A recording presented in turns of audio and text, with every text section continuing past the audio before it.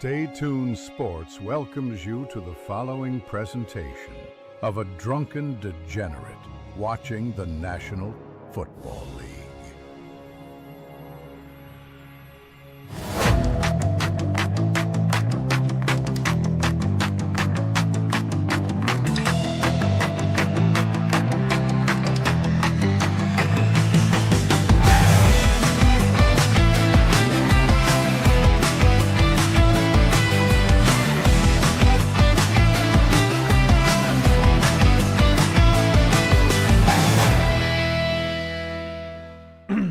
And welcome everybody to Stay Tuned Sports. It's your boy King hanging out with you here on this Sunday night for Sunday Night Football. Watching on this Sunday night. I don't know why I keep on saying Sunday night, but I wanted to.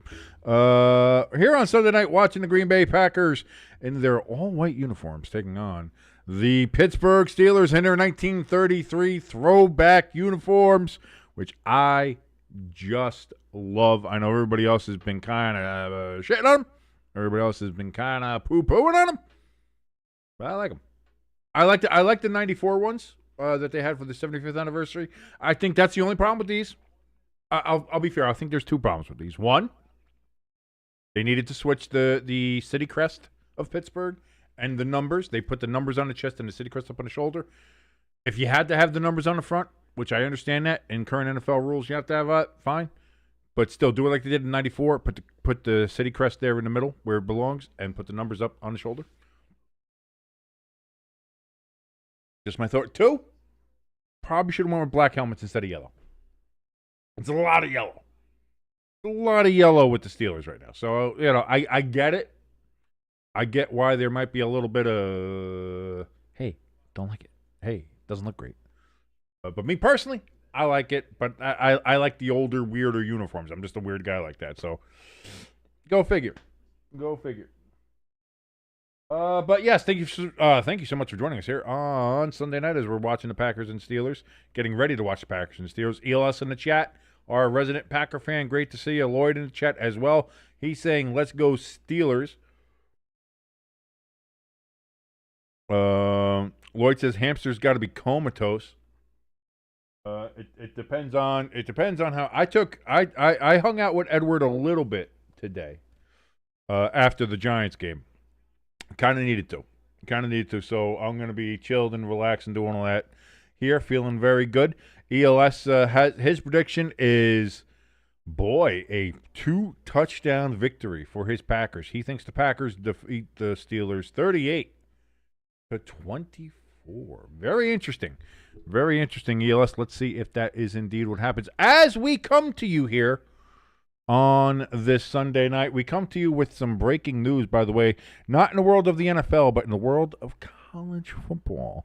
In the world of college football, per Pete Thamel, college insider from ESPN, per Pete Thamel, Brian Kelly has been fired as the head coach of the Louisiana State University Tigers. Now, if anybody does remember, Brian Kelly abandoned and left Notre Dame several years ago. I think it's almost 4 years ago now.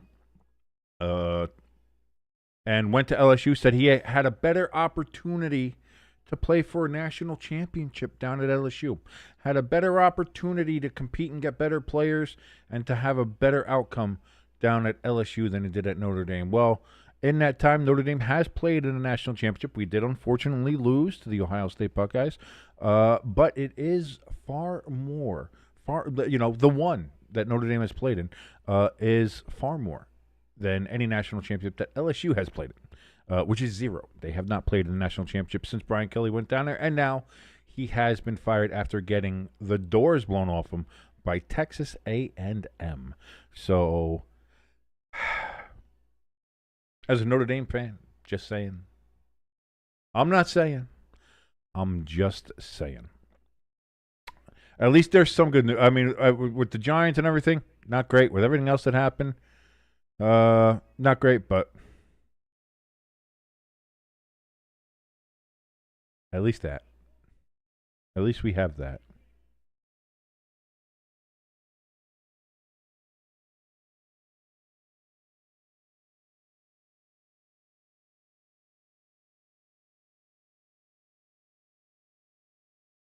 Hamster says that's because LSU's schedule is way harder than Notre Dame's. Not really. Notre Dame played Texas A&M and took them all the way to overtime and probably should have won. In fact, Notre Dame was leading. They let Texas A&M come back on them and win.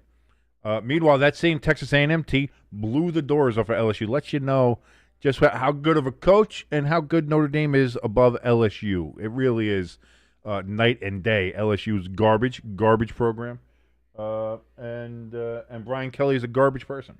So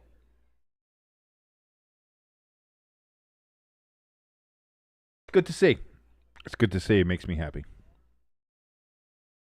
Lloyd says the Bengals handed that game to the Jets. Tell me otherwise. That was a hell of a collapse. That was not quite Giants-esque from last week, but definitely was a collapse there by the Bengals at the end to give the Jets their very first win of the season on a day where legendary Jets offensive lineman Nick Mangold, center, played with the Jets, played in those 2 AFC championship games,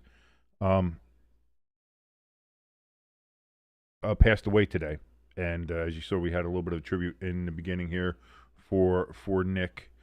And so a rough day for Jets and Jets fans, but also a hell of a win and a win for Nick in that sense. So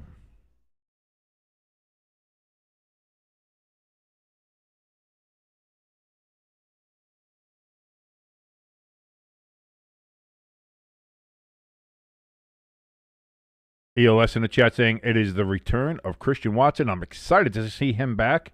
And also Wyatt is going to be starting here for the Packers. Hamster, no. Apparently he died late last night, earlier this morning, Hamster. Did Nick Mangold. So the news broke just, I believe, right before noon is when the news broke. But apparently he did pass away earlier this morning. Kidneys. He had bad kidneys. A couple weeks ago, he had put a statement out asking for if there was anybody that was a compatible donor that they would be able to donate a kidney to him because his kidneys were failing and he was having real bad problems and issues. And apparently, just it was already very, very late for him. So. He passed away today, and it was rough for me because again I remember seeing him get drafted. I remember seeing him play for the Jets, obviously in the area. Big Jet. My brother's a big Jet fan. I like the Jets. I watched the Jets play, and I was a big fan of Mango because he had a big personality too. He was in commercials. He was a big person. He was a nice person. Large personality, and it as you saw Rex Ryan break down today talking about it, that was rough to watch. And anybody who watched him play, knew him, watched him, heard of him, or any of that, today was a rough day. Today was bad. It was a little rough day today for myself. It was a rough day for my brother, who again, it's one of those things that kind of hits you, like you don't know the guy personally. But it still hits, kind of like for me. Like I remember when Lemmy Kilmister died, man. I was devastated. It hurt bad. Like when Ozzy passed away, Hulk Hogan passing away, things like that. When it's these people you don't know, but they've had such an impact on you as either a young person or you saw them grow up and play, or again like they were a huge influence when you were a child, something like that. Those things hurt. So. I mean, it is what it is. It is what it is. Unfortunately, life is what it is. As I mentioned today during the Giants stream, life is nothing but kicking you in the teeth and kicking you down until you stop moving, and that's where we are. But while life is kicking the ever-loving shit out of us, we still have football, and we have football to watch, and we have football to enjoy. And so let us do that. Let us just sit back and enjoy football while we have it here in Week 8. We're halfway through the season, folks. Halfway through the season.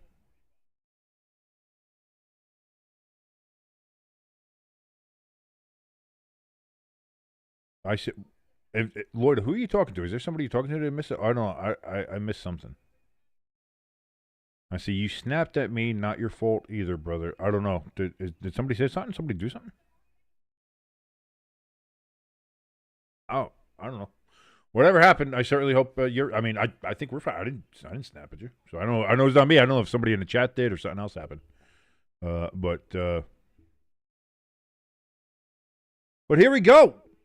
Getting ready for the kickoff here. Seeing the Green Bay Packers in their all white uniforms. Again, not big on the winter warning, but you understand why they kind of went with less yellow.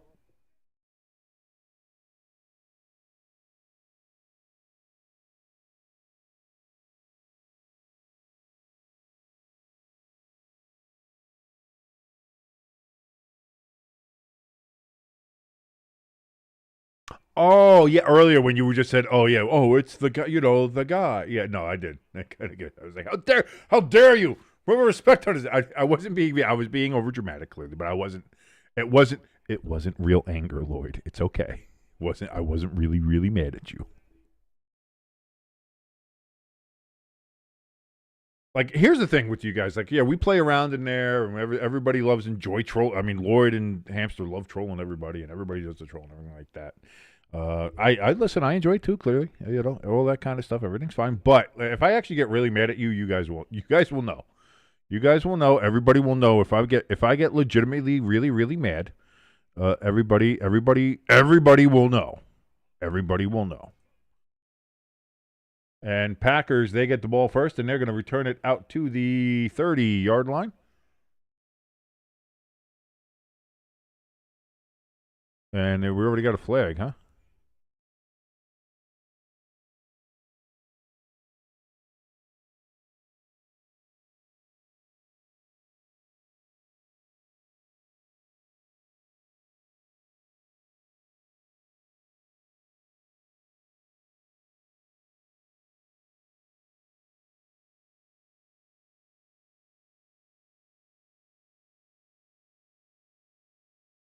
Oh, yeah, by the way, there was a flag. Let me put the flag there. There we go. And we got our first flag of the game. This is the second game today where we started off with a flag here.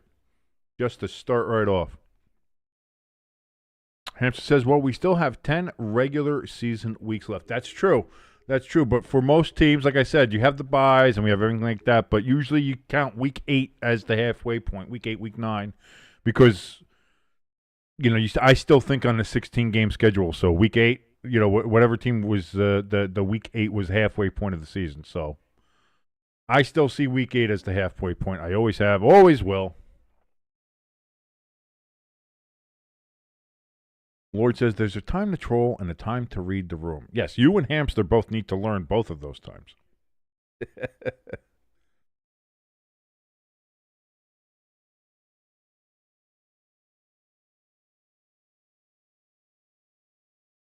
So here we go, 14-22 left, 2nd and 6 upcoming. After a 4-yard gain on first down for the Packers, Christian Watson with the catch, and he's going to be about a yard short.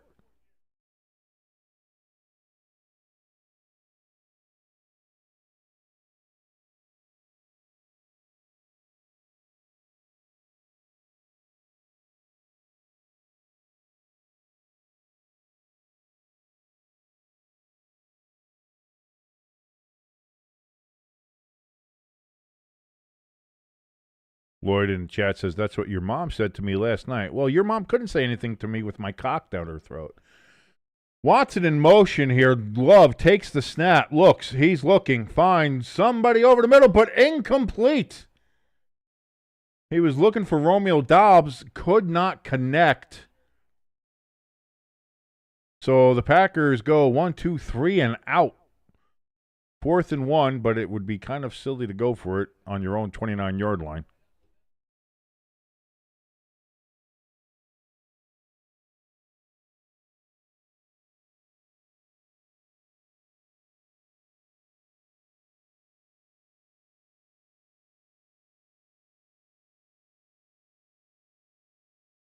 Whalen out here to punt. Whalen Utani. Punt is away, and the Steelers get the ball.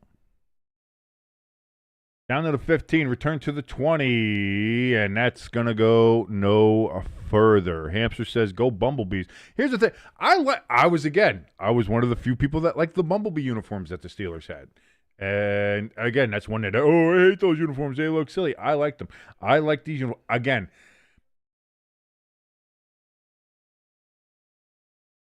I think the black helmet might have been a better choice here.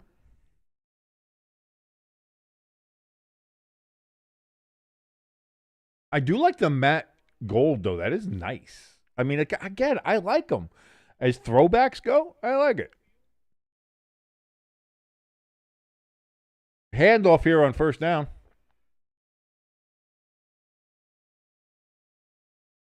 Whoa, we got a little extracurricular there after Warren got himself about a 2-3 yard gain.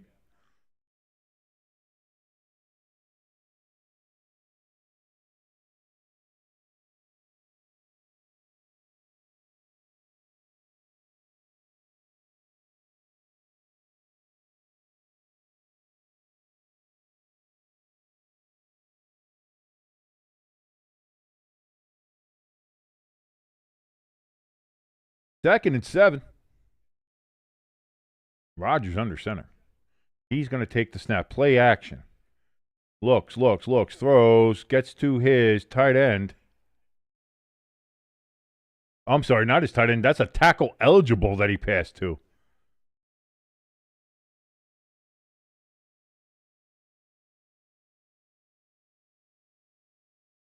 Mr. Anderson out there. Tackle eligible. Yeah, he's lined up in the tight end spot. Crafty says those Steelers unis are abysmally ugly. I disagree with you. I think they're wonderful. I love them. They're really, I like them. So 3rd and 3 now, 11:55 and counting here. Play clock to 3, play clock to 2. Aaron gets the play off. He's going to roll out to his right. Looks, throws, deep ball, open, caught. Down to the 28-yard line. Wilson with the catch. Aaron Rodgers still got it. Still got it. Pew! And just like that, the Steelers are in Packers territory fairly deep. 28-yard line. Not quite red zone. Yep. Both feet are in. Caught the ball. Nice catch. 45-yard pass through the air. So here we go. 1st and 10 now from the 28-yard line. This is going to be a pitch out to Warren. Warren's going to get a good 5-6 yards on that carry. 2nd down upcoming. I got to say, I'm probably in a minority of the people that like the Steelers uniforms. Again, I liked the Giants throwbacks last year as well.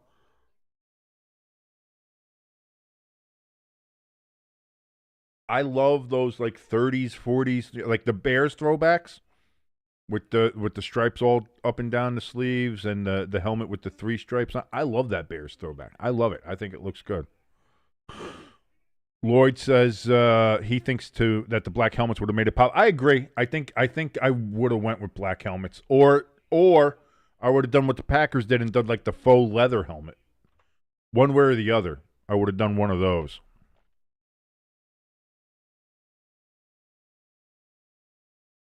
Got a flag here. Waiting to see what it is.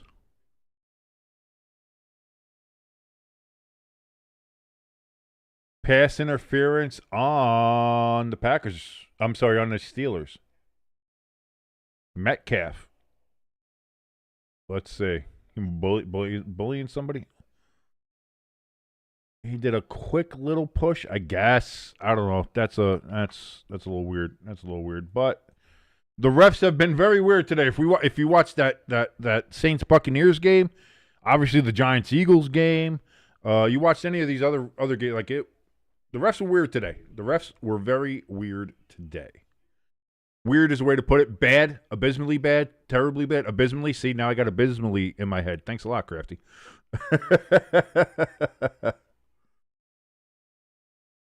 Rodgers on 2nd and 15. Throws to Warren out of the backfield, but right back to the line of scrimmage. No further. So that's going to be 3rd and 15 upcoming.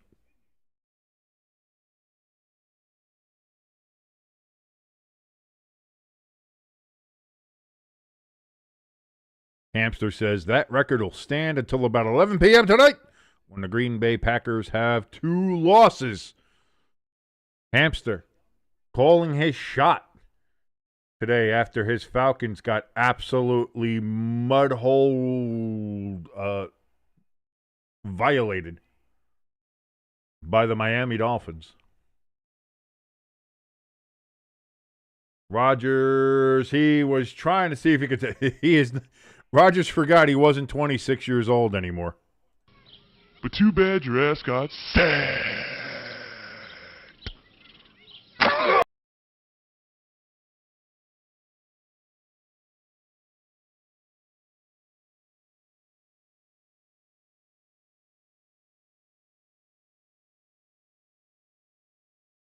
Little Micah Parsons action there. 56-yard attempt here for Boswell. Snap.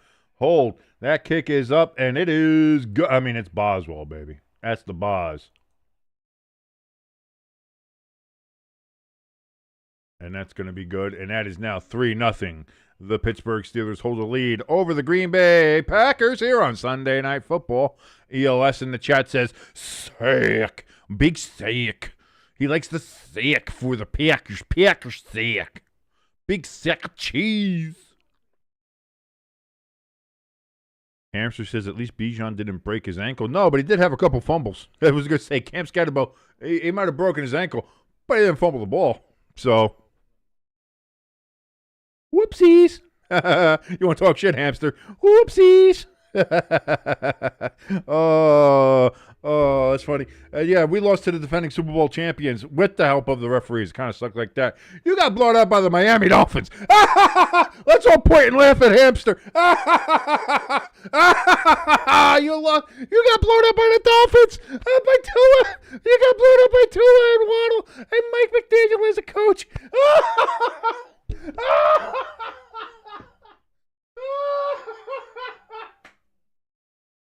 Oh, God.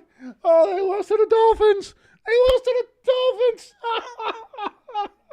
Dolphins. Oh, Hamster, my God. Woo. Oh, God. Woo. Oh, I need a minute to breathe. Oh. Oh, God. Oh, that's funny. I gotta. Oh,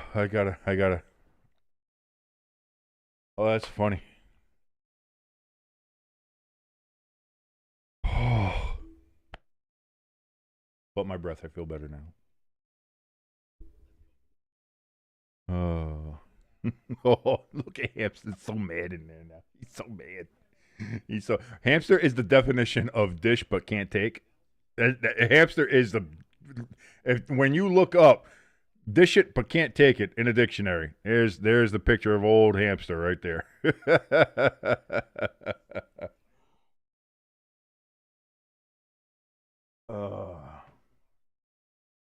Love you, Hamster. I love it. We love Hamster. We love you here. You are.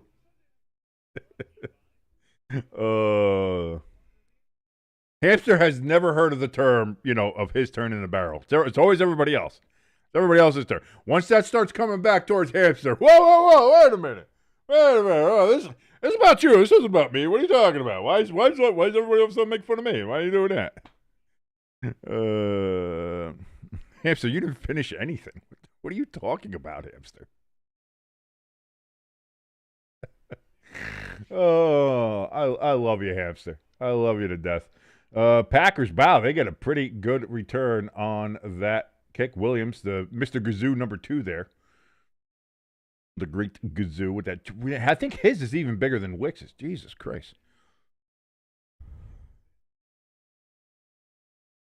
I don't think you're mad. I'm just saying, every time somebody starts making fun of you, you lose your shit. You can't let somebody try to feel like they got, or let somebody get the better. You have to be like, no, I got him back. Oh, why don't you go back and why don't you go look at that? Why don't you do that? Same thing as last week when you went over you said something about my sister. Oh, how dare you?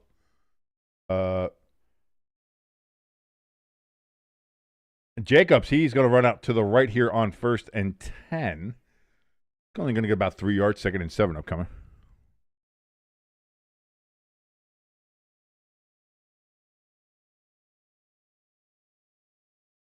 Who's worse, Dolphins? Oh, Dolphins. Dolphins by far. At least the Browns have a defense. The Browns' defense is fantastic. Myles Garrett's, as we saw, Myles Garrett's fantastic. They got blown up by 20, but that defense can only do so much when it comes to Cleveland. The Dolphins' offense is a mess, and their defense is atrocious. So, I mean, it's bad. It's bad. So 2nd and 7 here, thrown over the middle, caught. Romeo Dobbs, Mr. Great Kazoo himself there. I said Wicks. It was Dobbs. That was who it was.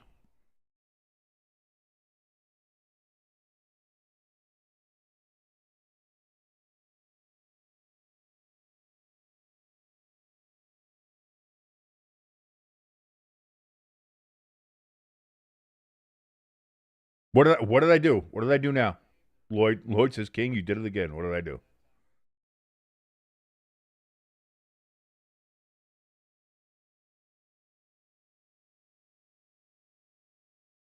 Handoff here to Jones.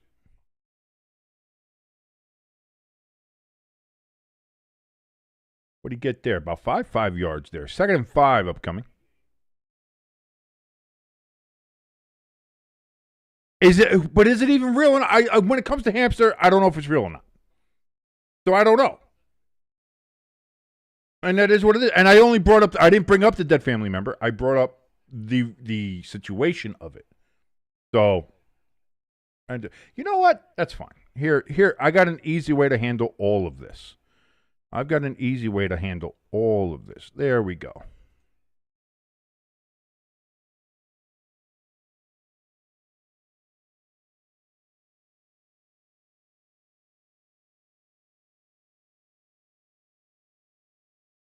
$6:15 remaining here in the first quarter.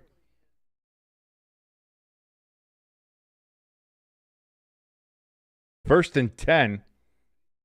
Packers were able to convert. Crafty in the chat says LaFleur just remembered he has a running back.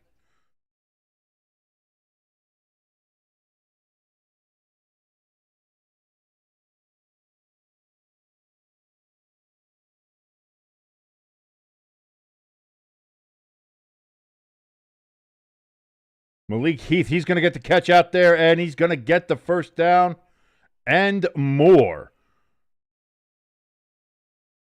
Down to the Pittsburgh 16, 1st and 10, Packers.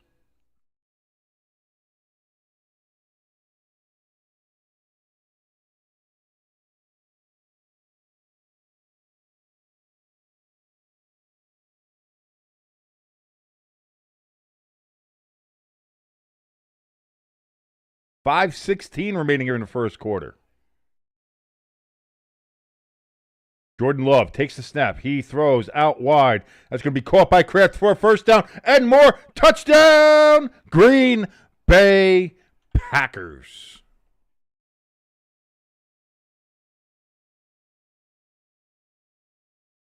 And just like that, the Packers have the lead 6-3. Pending the extra point. Could be 7.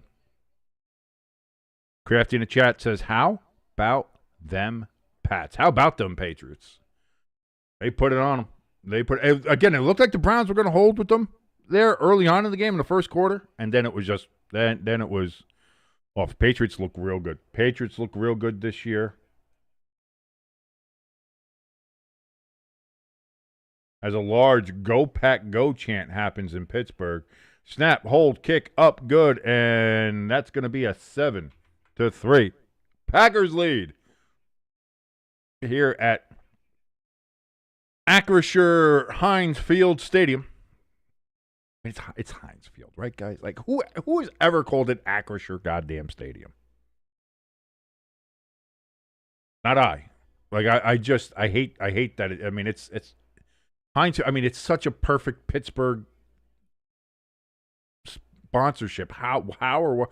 I think they changed it because the one person who became football operations guy or something there in Pittsburgh, and he came from Acrisure or knows somebody from Acrisure, so they changed it to Acrisure. I don't know. I forget. It was some weird thing, and then that's why they went back and changed it.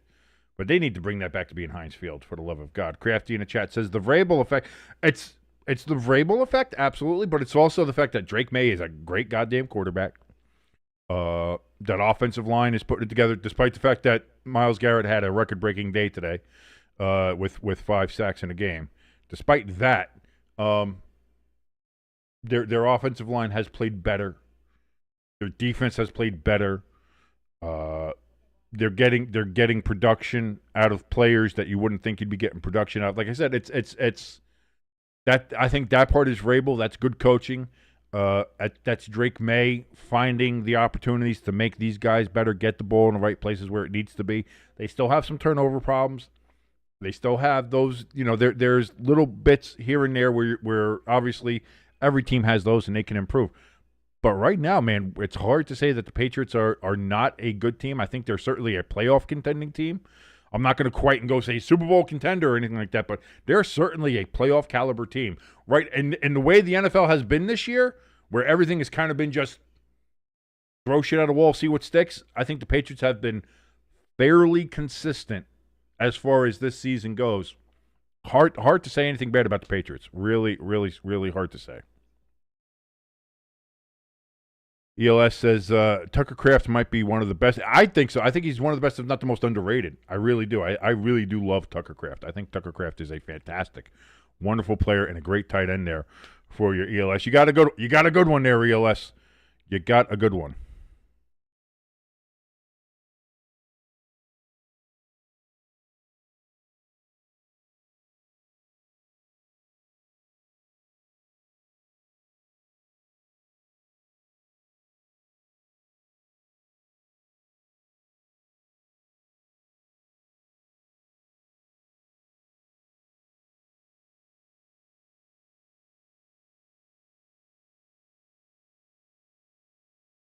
Kickoff is away, and it's going to be a touchback.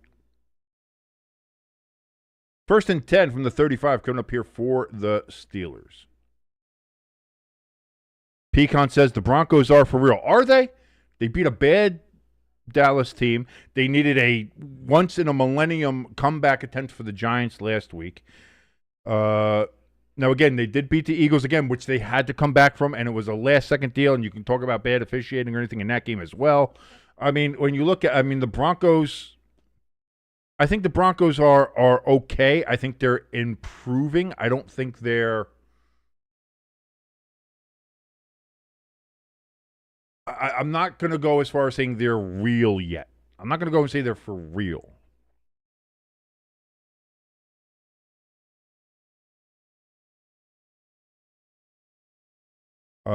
Listen, I'll say this for the Saints.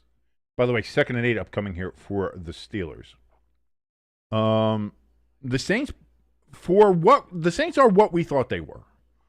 I think they're actually a little bit better than what we thought they were, even though they still only have one win against my Giants. But despite that, I really do, the Saints are, I think, better than what we thought they were or what they were going to be as far as level of play and try. Now, again, they lost badly to the Buccaneers today, although they were in it for a lot of the game. It was a good back and forth, and they got blown out last week. But before that, they were in a lot of these games, played tightly. Illegal shift on the Steelers. That's going to be called on Freiermuth.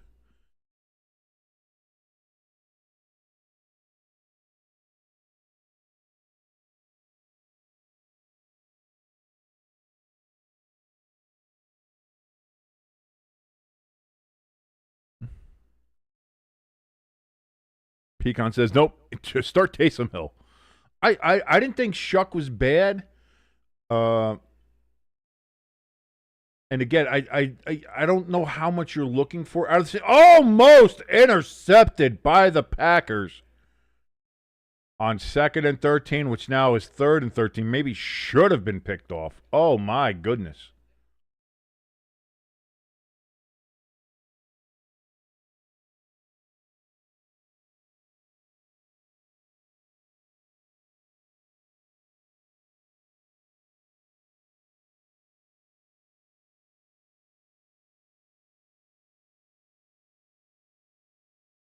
So now with that, it's 3rd and 13.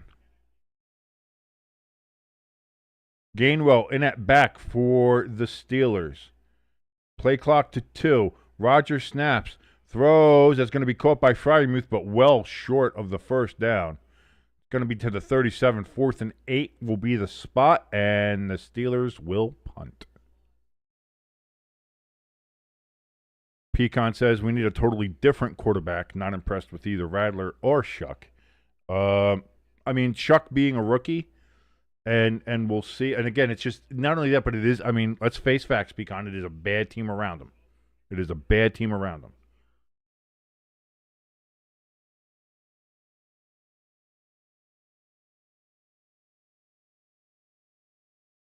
Oh, no! Fumble on the punt! I think the Packers got it back. Woo! That's a lucky break for the Packers.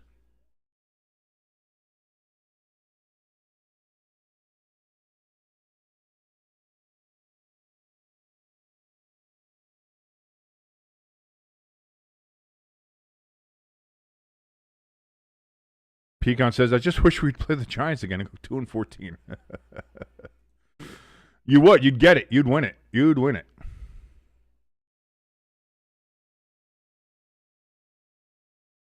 Knowing this Giants team.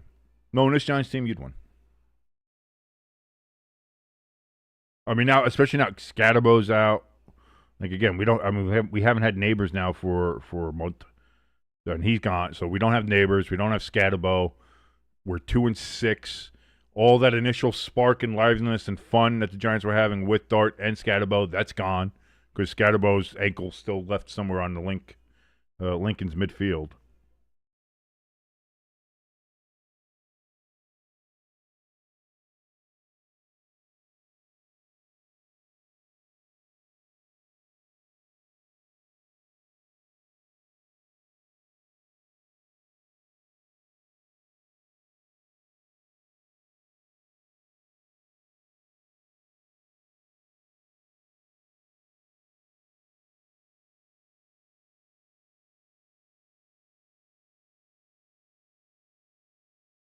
Checking some messages, seeing what's going on. Pecan says Scadabo's injury was a dagger to the heart, dude.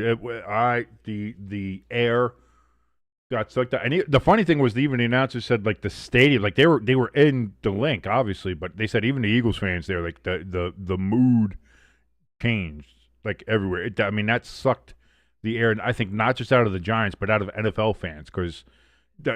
Everybody was in love with Scadabo. Everybody was in love with the Dirt and Scadabo connection. They're like, oh my God, these guys are so fun. They're going nuts. They're doing all this stuff, and then to have that happen, and it's like, nah.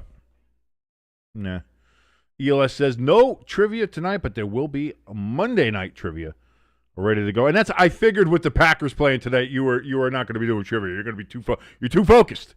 You're too focused, and I was planning on not having any trivia tonight, ELS. So relax, enjoy this game that you're watching here. The Packers, they're going to have 1st and 10 from their own 18 after that nearly disastrous punt fumble, which they were able to get. They were able to get back and return it. So.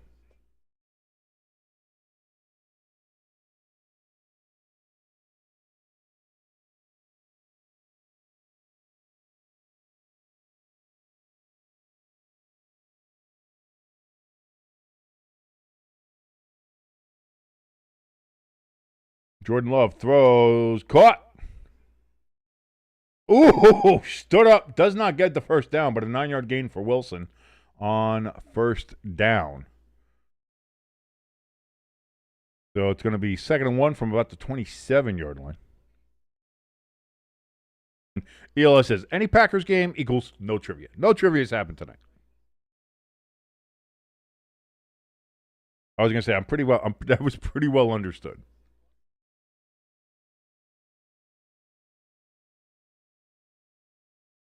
They see 2nd and 2. Wow, that's a bad spot. He got a lot closer than that. So 2nd and 2 from the 26. Hand off to Wilson, and he's not going to get there. It's going to be 3rd and 1. Although now they're marking him at the first down mark. So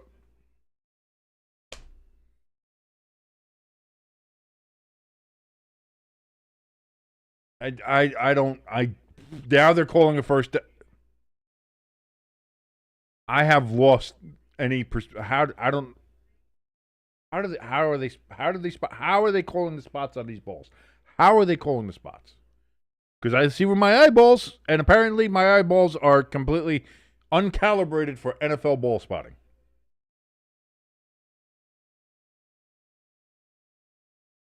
Kraft, he gets it to the outside, and then he cuts back inside, down to the 40, down to the 38-yard line of the Steelers. Boy, Kraft, just that Pecan says a rumor has it. It's not a rumor. Apparently, Pete Thamel has reported from ESPN that LSU has fired Brian Kelly from LSU. The Notre Dame fan in me is just so heartbroken about that. I'm so sad, so sad. I'm such a sad boy that Brian Kelly has been let go.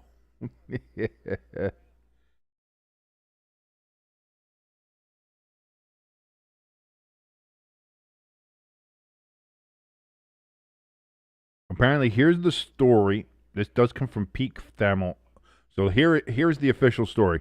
LSU coach Brian Kelly was informed of the school's intention to dismiss him on Sunday, and the program is expected to inform the team of the development at a meeting later tonight. Sources have told ESPN. Talks about the terms of his departure are expected to continue, and the situation remains in flux following the Tigers' 49-25 loss to Texas A&M on Saturday night. Kelly is owed just over $54 million in buyout money, and that looms as one of the big issues in the discussion. Kelly left the office early Sunday afternoon and did not return. Sources tell ESPN the Tigers are on a bye week this week, so attendance of some staff was optional. Frank Wilson, LSU's associate head coach and running backs coach, will take over the team as interim head coach, sources have said. The Tigers next play on November 8th, taking on number 4 Alabama in Tuscaloosa. Brian Kelly, who's 64 years old, has compiled a 34-14 record over 4 seasons at LSU, winning just under 71% of his games. But the Tigers have lost 3 of the past 4 games, all in the SEC, and Saturday night's loss to the Aggies was one in which the road team scored 35 straight points to open the second half as Fire Kelly chants reverberated inside Tiger Stadium. 2nd and 9 coming up here for the Packers from the 38-yard line of the Steelers. Jordan Love steps back, throws. That's going to be caught for no gain.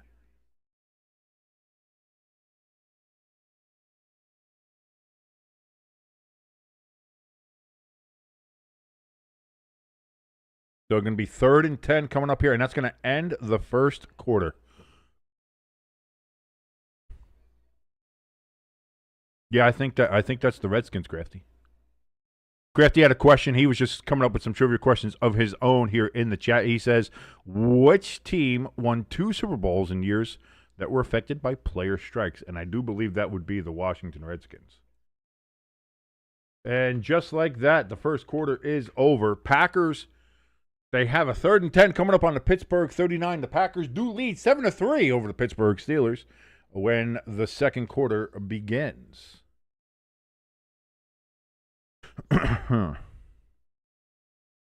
Pecan's guess was the Pittsburgh Steelers. That's not a bad guess either. Let's see here. Where was I on it? Okay, Kelly won the SEC West Division title in his first year with the Tigers and coached Heisman Trophy winning quarterback Jaden Daniels in 2023. But an 8-4 regular season last year that included 3 straight double-digit losses to Texas A&M, Alabama, and Florida stirred some discontent headed into year 4. LSU made some significant portal upgrades in the offseason at wide receiver and defensive line and took every opportunity to promote its quarterback, Garrett Nussmeier, for the Heisman Trophy. But the Tigers wilted under the SEC spotlight in a year where they were among the favorites to win the league.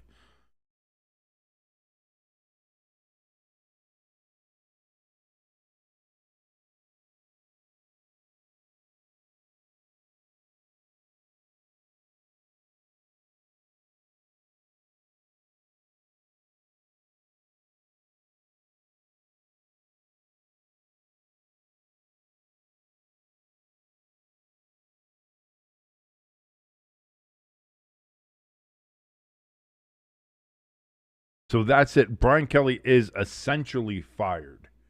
They're just working on the deal to figure out what the payout's going to be, what the buyout's going to be, what any of that. If I'm Brian Kelly, I'm just like, buyout is you give me all of my money. That would be how I would go about it. Hey, you don't want me to coach you anymore? That's great. You can give me all my money. What kind of deal can we cut with you? You can cut a deal by giving me all of my money.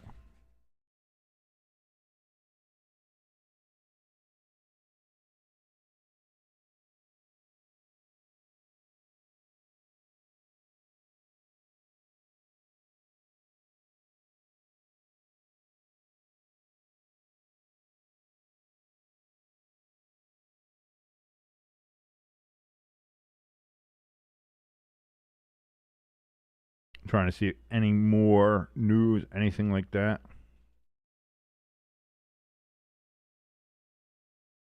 So here we go, 3rd and 10. Yeah, somewhere it's closer to like 53, 54 million there, yeah, for the buyout. Like it's not bad for doing nothing. Big throw, incomplete. Romeo Dobbs, it was a little bit of a swim move. You might have been able to call maybe offensive, defensive pass interference on that one. Instead, the flag stays in the pocket. It falls incomplete. 4th and 10 for the Packers. They might settle for a field goal here. Let's see what happens. Hi, Peppa Jack. How you doing? What you got there? Taco Bell? Or so you're taking some of the taco cheese we have and putting it on your Taco Bell? Is that what we're doing? I love you. Sprucing it up? You got to spruce it up. I get it. Snap, hold, kick is up, and it is no good. No good. Short for McManus. Oh, no. And now the Steelers, they're going to get the ball in decent field position. Yeah, just fall short.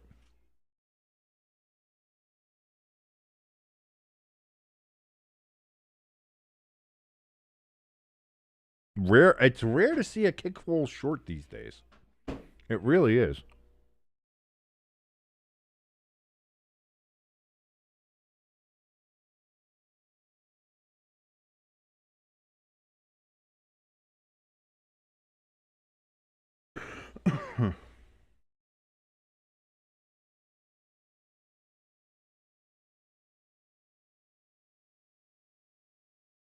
Oh, Freezing Cold Takes is going nuts tonight with the Brian Kelly news, and I love it. So 1st and 10, Aaron Rodgers from... Where were they after the field goal? Because I know they move it. It doesn't matter. It's going to be 2nd and 5 now from the Packers' 48-yard line.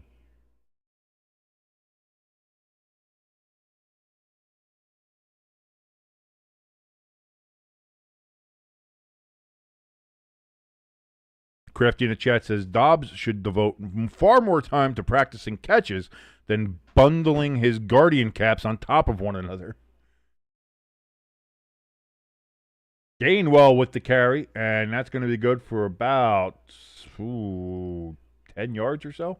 Either way, it's a first down for the Steelers. They're down all the way now at the Green Bay 39, so it's a 9-yard gain down at the Packers 39. ELS in the chat saying, all right, Packers defense, let's get another stop.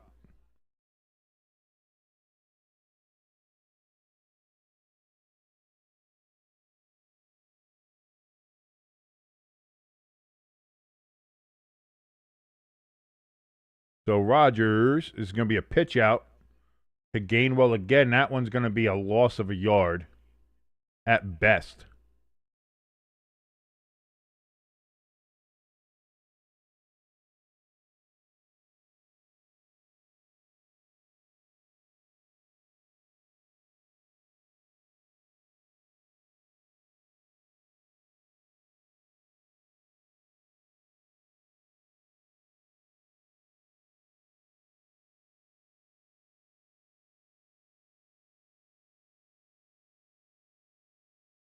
So 2nd and 11. It's Gainwell again, and Gainwell's going to get about 8 yards. It's going to be 3 yards short. It's going to be 3rd and 3. It is 3rd and 3. So I'll get about a 9-yard gain. Or 8-yard gain, sorry.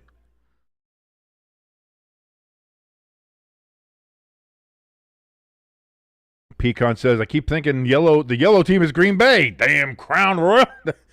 A Crown Royal will get you every time. Crafty said, I thought that too. Big ball from Aaron down the field. Metcalf tried to get it knocked away at the last minute by Valentine. Incomplete, 4th and 3. Rodgers doesn't want to come off the field.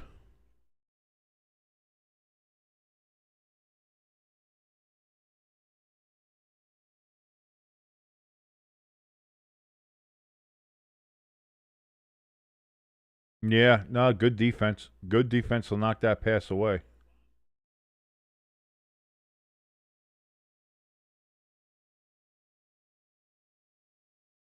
Snap, hold, kick is up from Boz, and I mean, this is Boz's home turf. What are we talking about? Of course it's good. And so now it's a 1-point game. Steelers. Sorry, I almost said Steelers 3, but it's not. It's Steelers 6. Packers 7. 1-point lead for the Packers, and they will get the ball back when we come back. And then they'll go immediately to a commercial again and then come back and everything. So, ELS, your defense was able to stand, as he does say in the chat now. ELS says, nice job, defense. 3 good stops. Steelers unable to get into the end zone as of yet.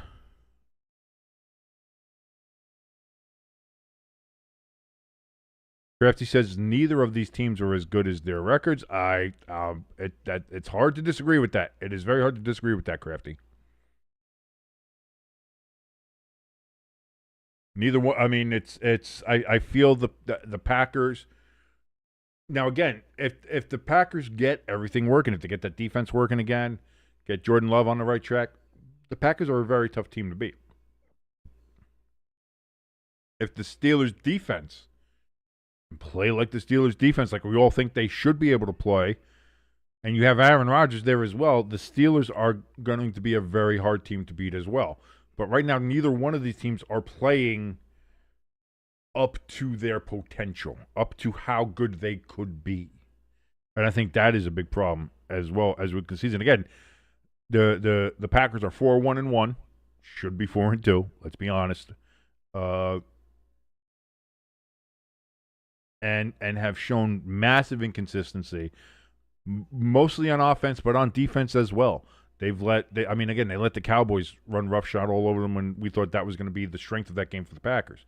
When you look at the Steelers, you can look at the numbers, and some people look at the numbers and say, well, look at the Steelers' defense. Steelers' defense is still amongst the top. But if you watch the Steelers play, it's like something's wrong with that defense.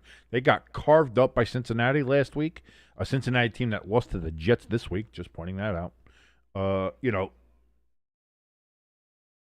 Even the games they've won, like beating the Vikings over in Ireland and everything, even the games that they've won, they've looked iffy, questionable, not really all there. I mean, again, the Steelers had a tough time in week 1 against the Jets themselves. So,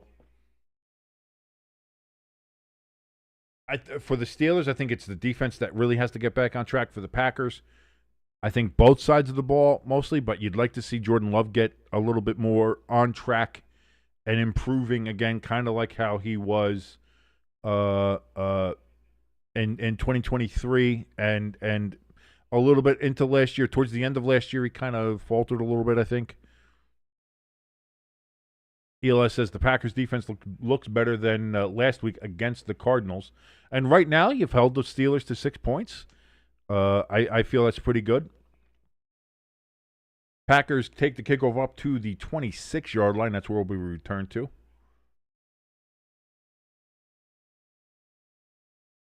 Take a look at T.J. Watt. 4 sacks through 7 weeks. Myles Garrett had 5 today.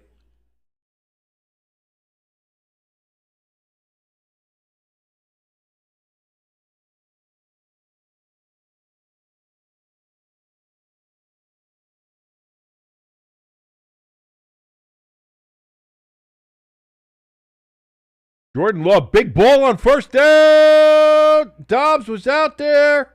Incomplete. No flag. They're letting him go tonight, huh? We are letting him go tonight. Oh, and we have an injured Steeler on the grass. Is this a field injury because Acrisure Field is so terrible? Again, they were both looking at the ball. Both had their feet tangled. Incidental contact. No flag.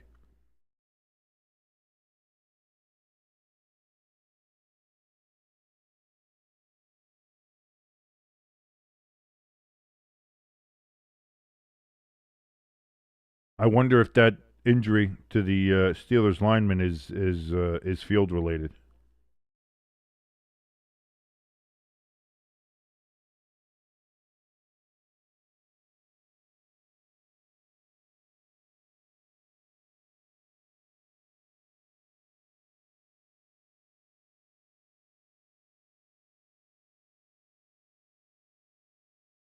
Crafty in the chat says the Steelers' defense is reliant on getting turnovers. They struggle to actually stop anything, which is strange because up until, about 5 weeks to go last season, Steelers' defense was maybe the best in the league, dominant-ass defense.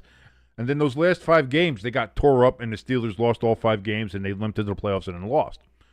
I mean, people forget the Steelers had a commanding divisional lead on the Ravens with 5 weeks left to go, and blew the division. And Russell Wilson and the offense stalled. They couldn't score any points, and the defense couldn't stop anybody. And then that seems to have carried over to this year, even with Aaron Rodgers in the offense being able to do something and looking good. The Steelers' defense has been weak and not able to really get. Again, the Steelers should have lost the game in New England. If it wasn't for New England giving so many turnovers, it's the one thing that I am at a loss to figure out is how the Steelers defense is playing so poorly as they do. Crafty also in the chat says Romeo Dobbs was weighted down on that play by his 50 Guardian helmets. Oh, leave the great Gazoo alone. We love Gazoo. We love him.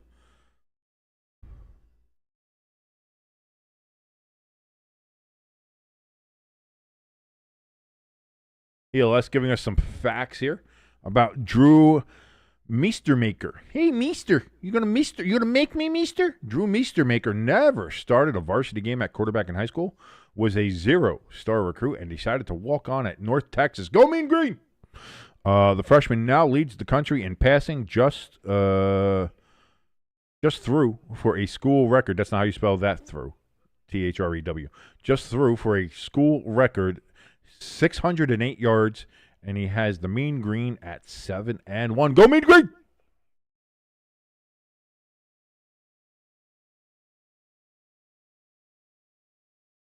So 2nd and 10 after the injury timeout here. And it's going to be a 1-yard run for Jacobs. So 3rd and 9 coming up here for the Packers. I was just talking all that shit about the Steelers defense. Are they going to get a 3 and out here? Could be. I know ELS certainly hopes not.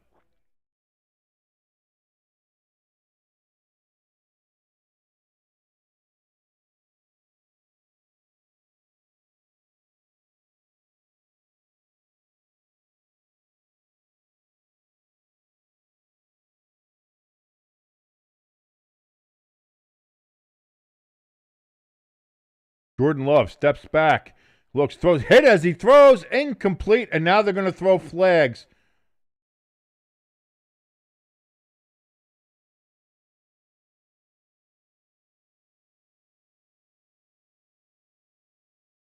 They're going to call roughing the passer because they tackled the quarterback.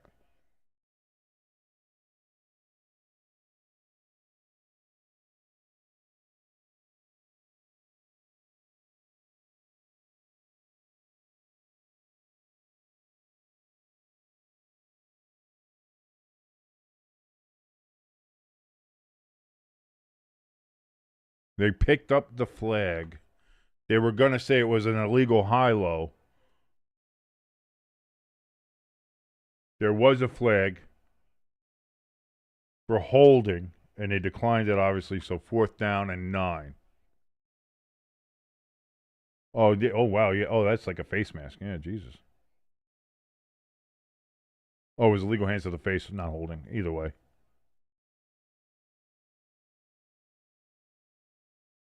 Crafty in the chat says, listen, I'm not an NBA fan, but I'm still happy to hear John Tesh's theme again. Absolutely. Absolutely. The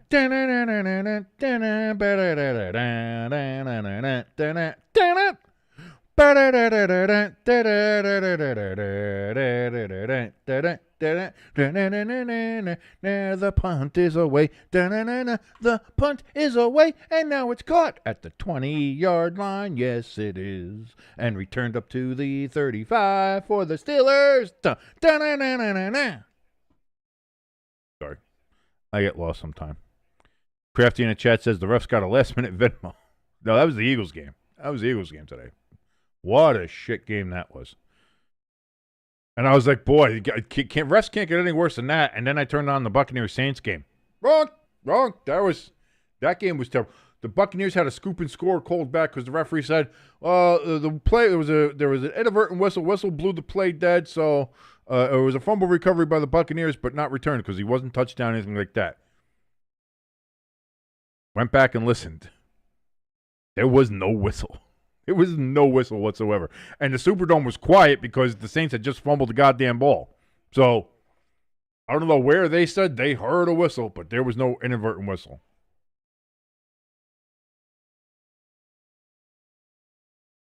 So, 1st and 10, Rodgers rolls to his right, throws. That's going to be caught.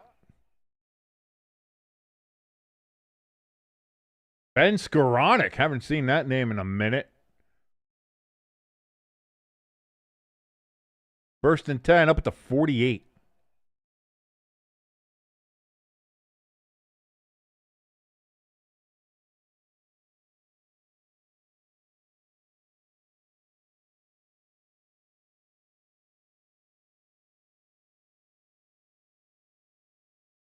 Warren in the backfield here. Rodgers is going to be under center. Rodgers gives it to Warren. Warren's going to get up to the 50. Gain of 2 yards, yard and a half, really, in real distance. 2nd and 8, right at midfield for the Steelers as we take a look at Arthur Smith and his weird porn stash that he just refuses to shave off.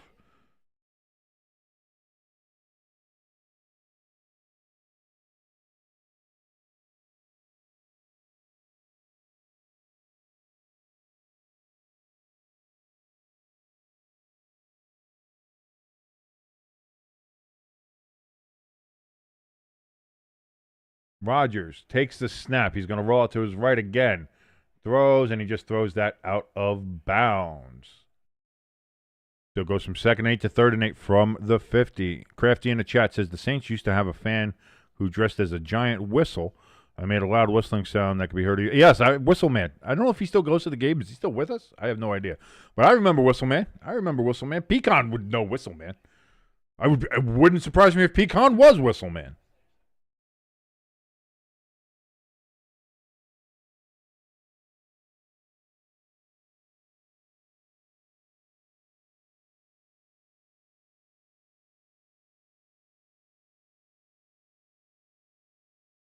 Rodgers takes the snap on 3rd and 8. Steps up in the pocket. Throws down the field and knocked down, but there's a flag. He was looking for DK Metcalf. There's a flag down. And it looks like it's going to come back as a defensive holding, maybe. Rodgers upset because he thinks he had him.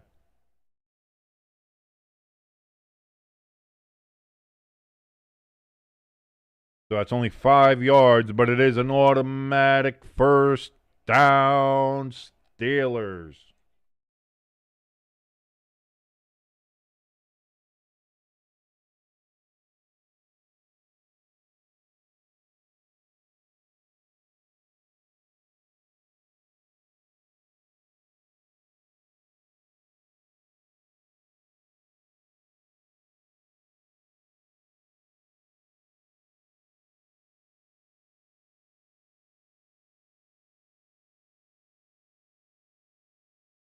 Handoff here to Warren. Warren's going to bully himself for 9 yards. 2nd and 1 coming up from the 36 of the Green Bay Packers. Steelers really moving the ball right now. I'm sorry, I know I'm a little quiet. Checking Twitter, checking all these other things, checking on Discord, seeing if I get any more news here about things going on, things happening. What's the haps?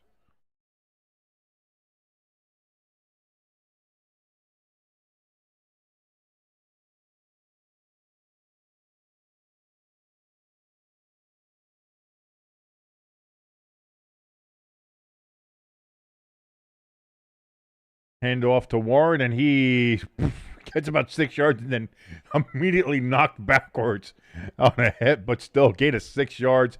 First down for the Steelers from the Packers 30.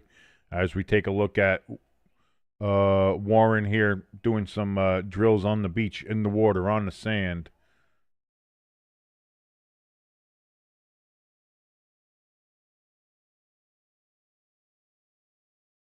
There you go. That's how you got to train there. 1st and 10. Rodgers under center.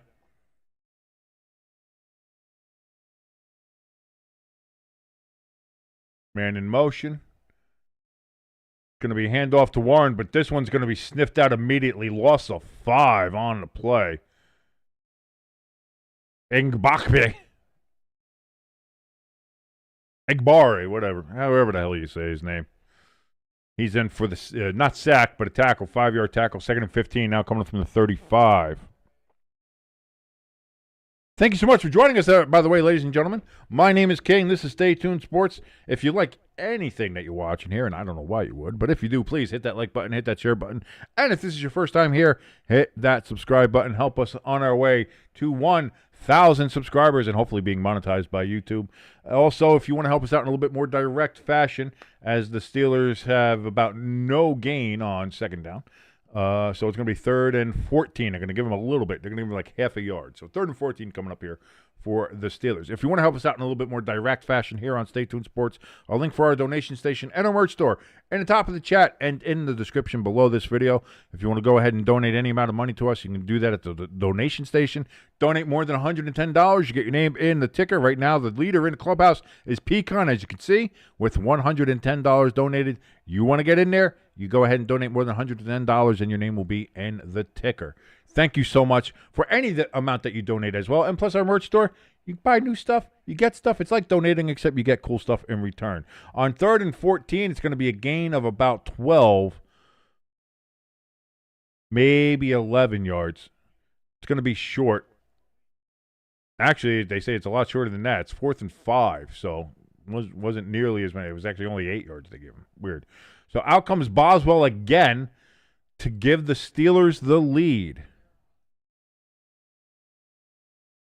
ELS asking Pecan if there's any cool stories that he knows about Whistleman from the Saints that Pecan might have seen, hung out with, gone with. Whistles blow as Boswell just kicks the ball up and good.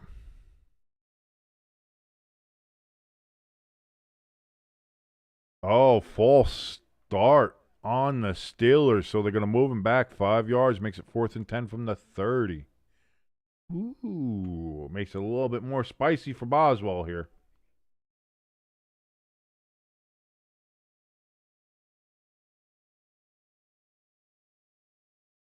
So take 2 for the kick here.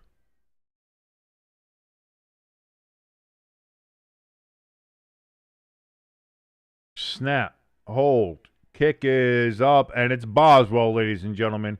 You know that's going to be good. And so that's 3 more on the board for the Steelers.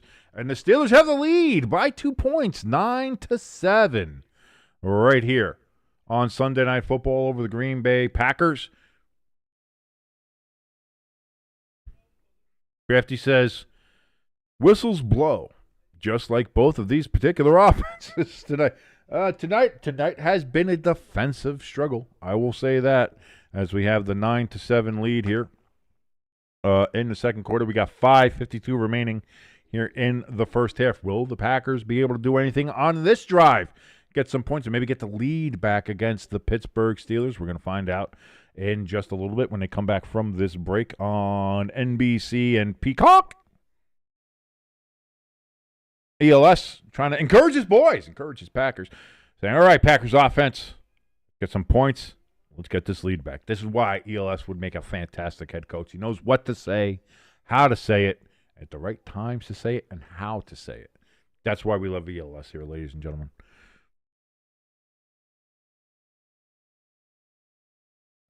Let me check. What do we got going on as far as any comments, concerns? Take a look. What's going on in this particular chat? Oh, did I hit that? I hit the wrong thing. Get the stats back up there.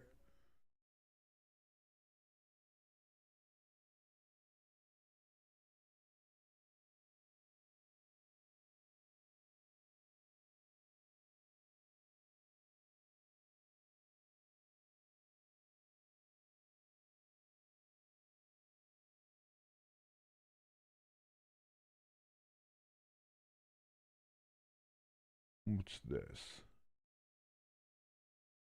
Are people doing mock drafts already?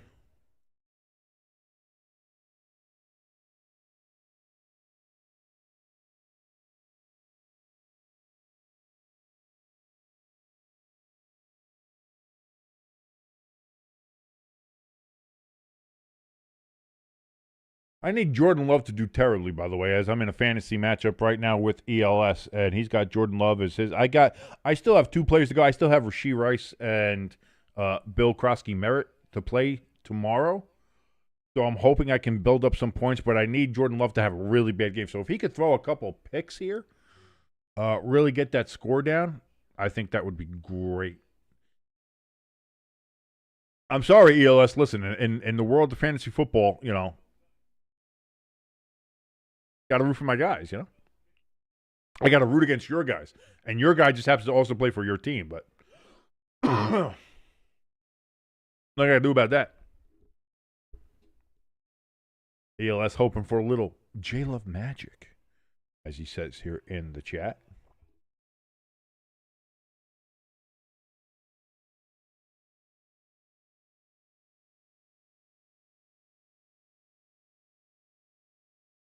ELS says, simple answer to that, fuck no.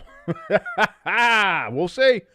We'll see what happens here as we've got 1st and 10 coming up here for the Packers from the 34.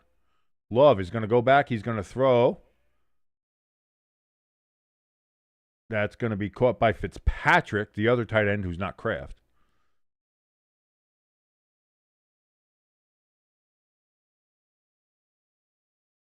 Pecan is hopeful that he might actually win his very first fantasy game against the dark side.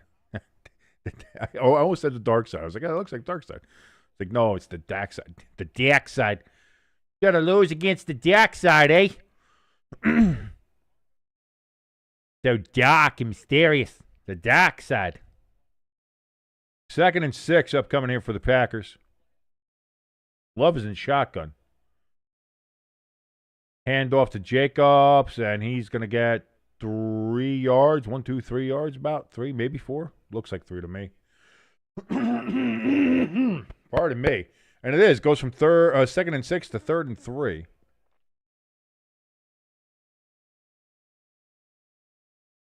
I got to try. Dude, if I can beat ELS in fantasy football this week, I think we then get tied at the top of the division. So it's a big game. It's a big divisional game between the Train Tubers and the East Pennsylvania Coal Miners.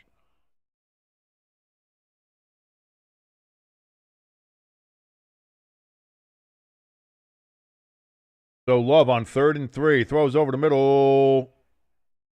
It fell. Incomplete. Kraft could not reel it in. And that's going to make a 4th and 3, so 3 and out for the Packers. Oh, Kraft's got to catch that. And then he tries to pretend that he did. No, that only works if you're Travis Kelce. And that only works because you got that Taylor Swift vagina magic working on your hands there.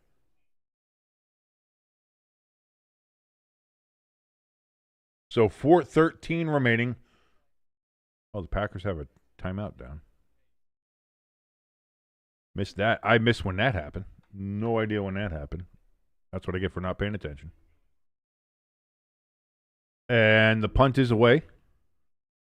Steelers fair catch at the 17-yard line, and that is where they will take over. 4:06 remaining here in the second quarter. Steelers looking to add to their lead, currently by 2, 9-7 over the Green Bay Packers. Crafty's giving us his own trivia tonight. This is awesome. I like this. Crafty says, time for another trivia. What team lost 3 times to the same team in the same season while being undefeated in the remainder of their games? They lost to this one team 3 times while still being undefeated in the rest of their games. Interesting. Pecan says, all hail King Redwood. Hey man, it's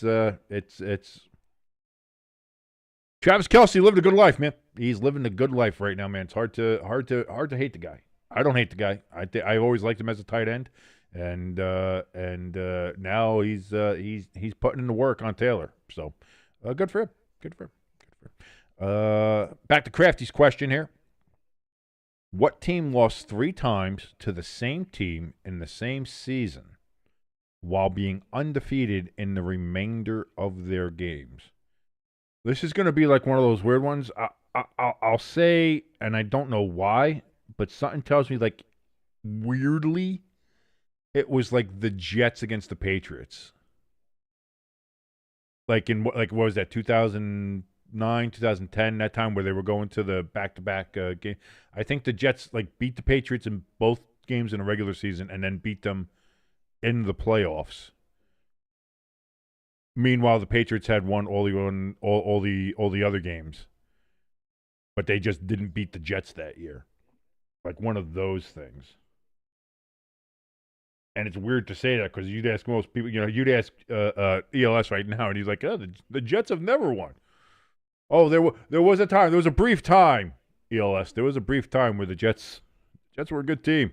Jets were a good team.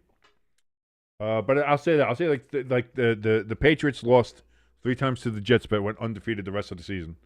But they just could not beat the Jets in 2009, 2010, something like that. Because it would have to be a division opponent because they lost 3 times. So it would have to be they play twice in a regular season, which you do with your division, and once in the playoffs. That's the clue to me that makes me think it's the Jets and Patriots.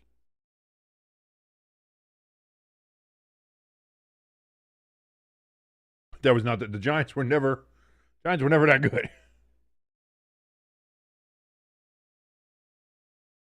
Tyler Warren, he's gonna not Tyler Warren, sorry. Tyler Warren is the tight end for the Colts.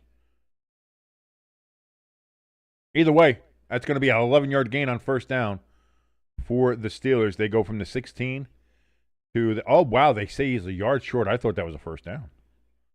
They're going to call him a yard again with the spotting. When it comes to the spotting with the NFL officials, again, that's a first down. How are you saying he's down a yard short? I don't get it.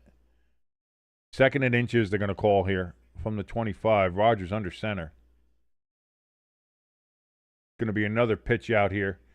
And Warren's going to break it out to the 40, down to the 42. First down, Steelers.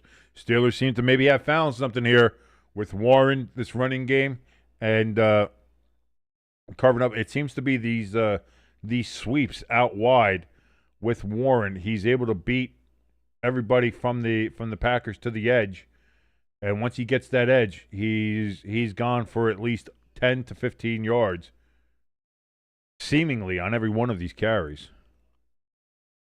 So here we go again. 1st and 10 from the 41.5, from the 42 is what I'll call it.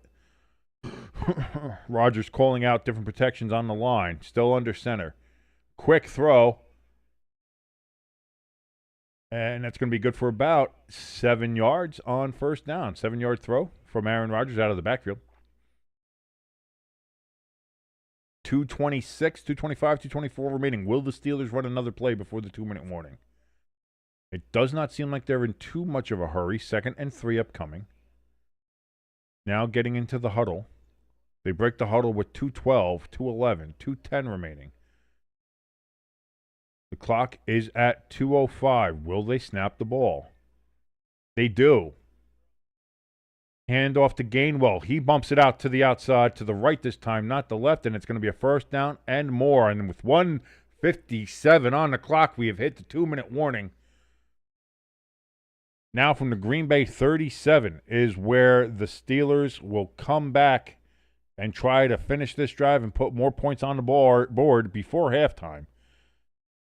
As we said, 2-minute warning at 1:57 remaining in the second quarter. Steelers 9, Packers 7. Crafty, provide us with thine answer to the question, which was what team lost 3 times to the same team in the same season while being undefeated in every other game on their schedule. I have said the New England Patriots.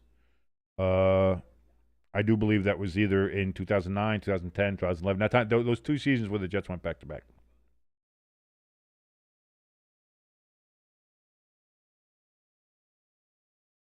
Crafty says, answer is that it's possible more than one team fits this criteria.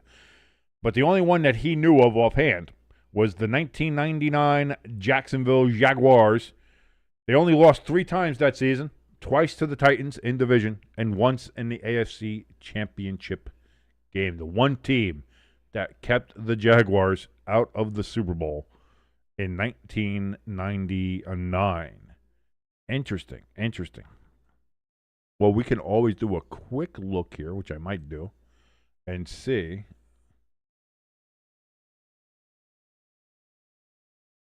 We're going to go to Google. We're going to do a search for that particular term.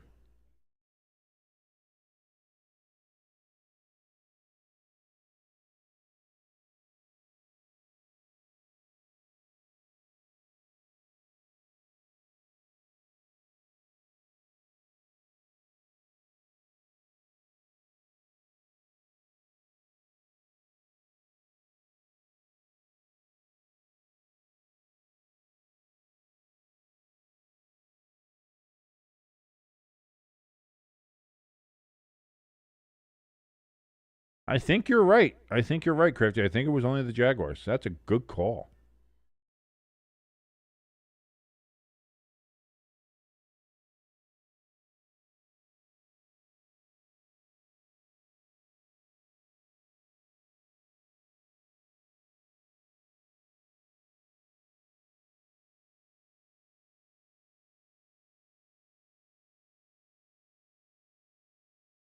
That's a good call. I like that. That's a good trivia question, Crafty. I like that. That's a good one. Because my first thought would have been like that time period with the Patriots when they were just that good. But yeah, no, that I forgot how good the Jaguars were that year.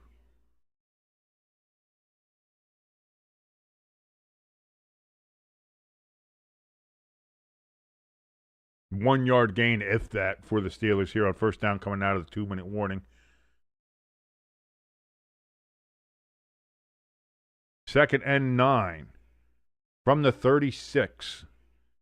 Rodgers throws. Oh, incomplete. Out of the backfield. And now 3rd and 9. The Steelers got pretty good goings here. Then they kind of went away from the run, which was what was working. And now they're facing a 3rd and 9, 3rd and long situation here.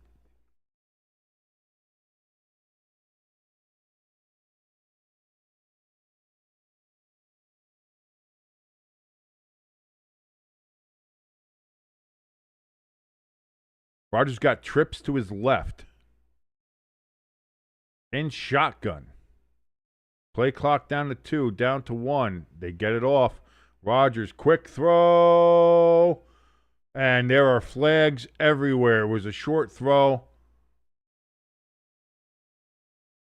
Receiver tried to come back to the ball. Of course, Nixon didn't know that, so it turns into pass interference. It's the oldest trick in the book, but it always seems to work. And until they decide to change the rules or fix that, that is how that is going to be. Pass interference on the Packers. Spot of the foul and an automatic first down.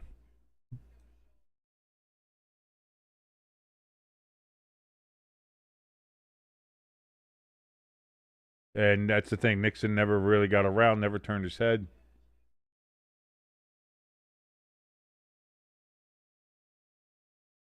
Damn. So now that puts the Steelers all the way down at the 15-yard line, which puts it in the red zone here. Rodgers in shotgun again. He's got Warren in the backfield with him. It's going to be a handoff to Warren. And Warren's going to get 5 yards.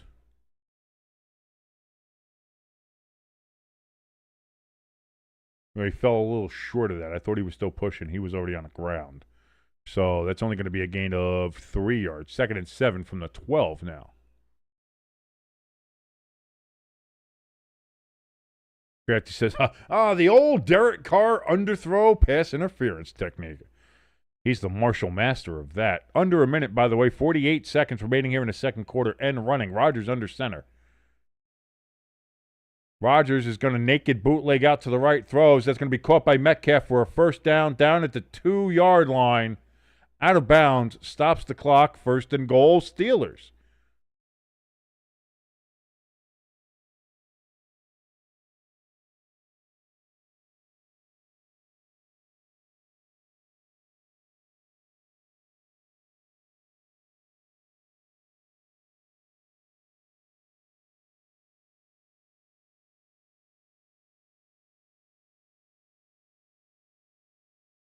So now, 1st and goal from the 2. Rodgers under center. Takes the snap. Quick throw. Caught! Touchdown, Steelers.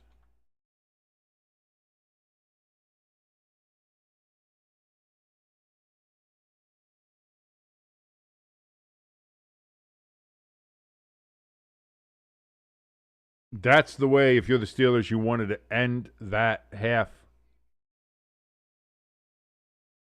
Crafty says, easy peasy, this game is sleazy.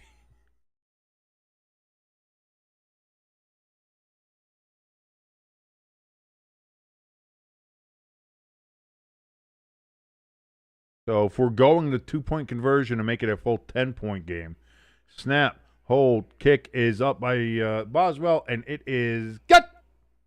And with that, the Steelers take a 16-7, 9-point lead with 34 seconds remaining. And I believe, as I cough up a spleen, that the Steelers get the ball first in the second half as well. So not exactly the way you wanted this game to go if you were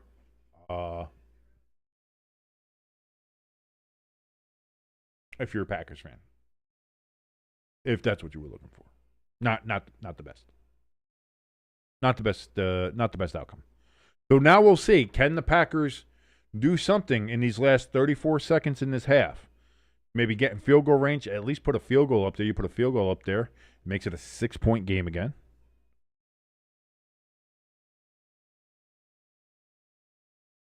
Continue fighting back. Your defense hasn't played terribly. Eli says, and that's the defense that I don't want to see. A couple of bad calls there, a couple of things like that. Pecan says, oh, no. I don't know what, and I don't know why he spelled no like no, K-N-O-W. Gratzy says, gotta love Steelers football. Gotta love Steelers football. If you can't rise above your opponents, drag them down to your level. ELS in the chat says, come on, offense, need some points. Gotta get some points going on here. Jordan Love, by the way, 9 of 14 for 108 yards with a touchdown pass already in this game. Rodgers, 11 of 15 for a $102, and he just threw his first touchdown of the game. So both quarterbacks fairly even here.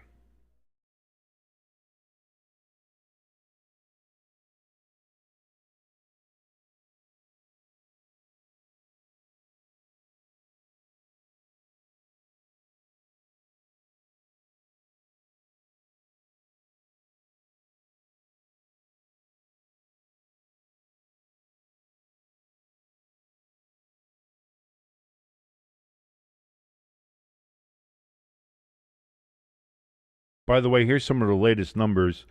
With Brian Kelly's current buyout at LSU, the all-in cost to fire him, to fire his staff, everybody associated that needs to be let go, and to make the next hire is going to be somewhere in the range of around $100 million plus when all is totaled in.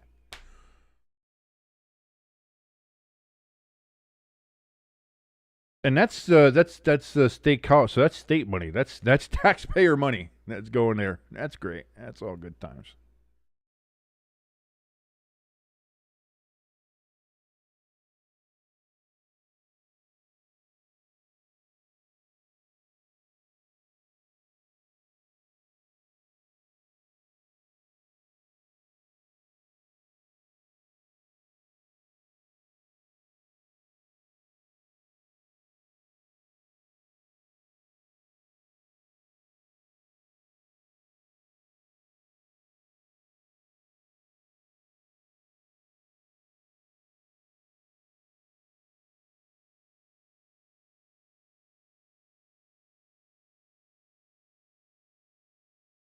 Jordan Love here on 1st and 10 from the 20.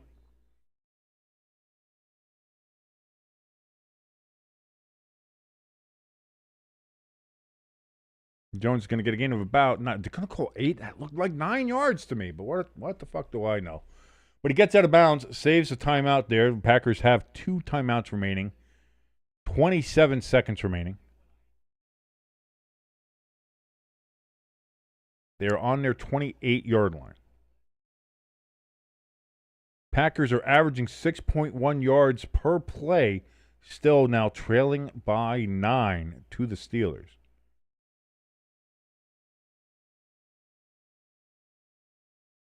Jordan Love, throw, sideline, caught. They say he stayed in bounds, clock is running. Watson, does he have that? I think that's a catch, yeah, but he is down inbounds. So Packers have to use a timeout because he was down in bounds. 16 seconds remaining. And they're at the 47. So they just need another, what would you say, 15, 20 yards to try for another field goal. Again, they were short. McManus was short on the last one. McManus. Pecans, $100 million to fire Brian Kelly and his scissor lift.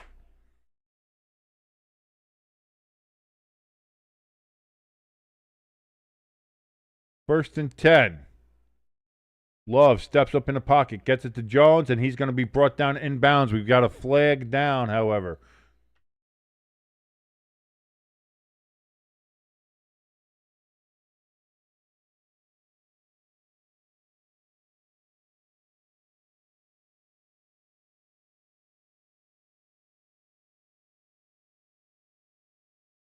Face mask on T.J. Watt, 15 yards from the end of the play. Oh, no. And that's going to put the Packers in field goal range. Uh-oh. Uh-oh.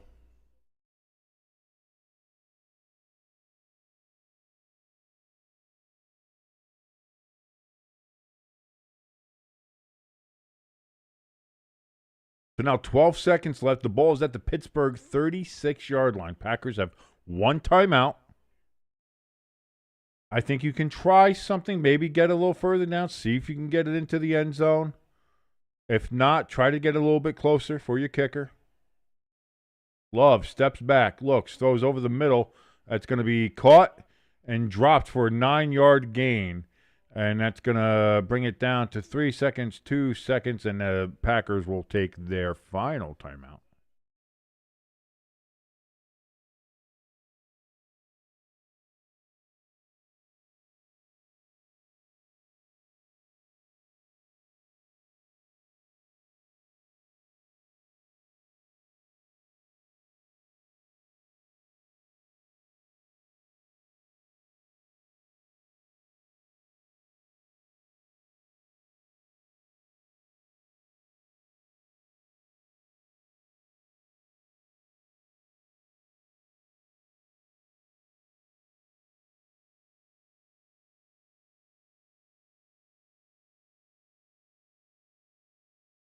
So here we go. This is going to be a 44-yard field goal attempt to try to make it a 6-point game. Snap, hold, kick is up. That's no good.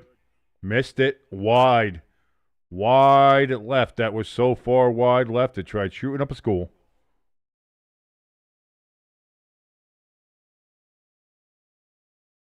And so that is 2 field goals missed for the Packers. 6 points left up on the board, which could have made this 13-16 going into halftime. Instead of even having 10-16 going into half, it remains 9 points the lead for the Steelers, 16-7, and they get the ball first in the second half. Not a great start here for the Packers. Are they going to be able to turn around in the second half?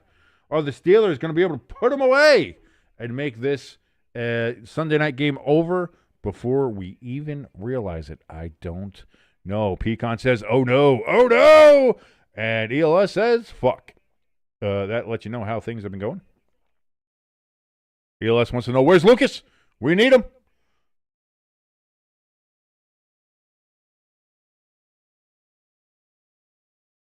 But there we go. We have a 13-minute break here for halftime as the Steelers 16, Packers 7.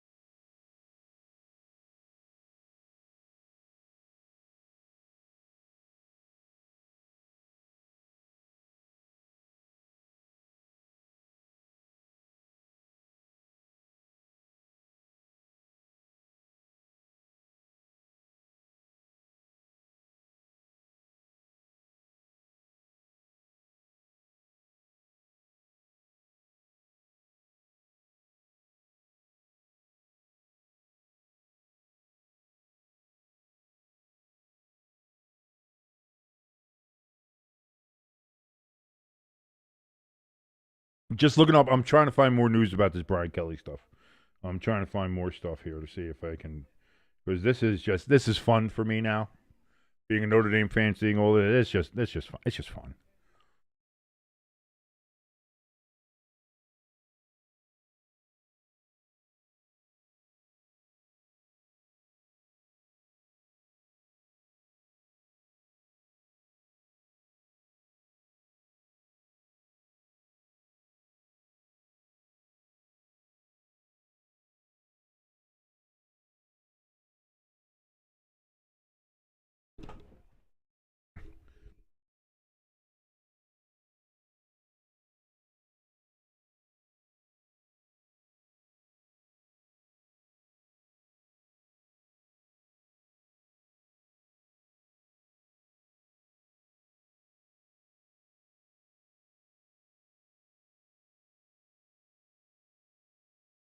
ELS is giving us our halftime summary, though, here, ladies and gentlemen. This is why I love having the chat open.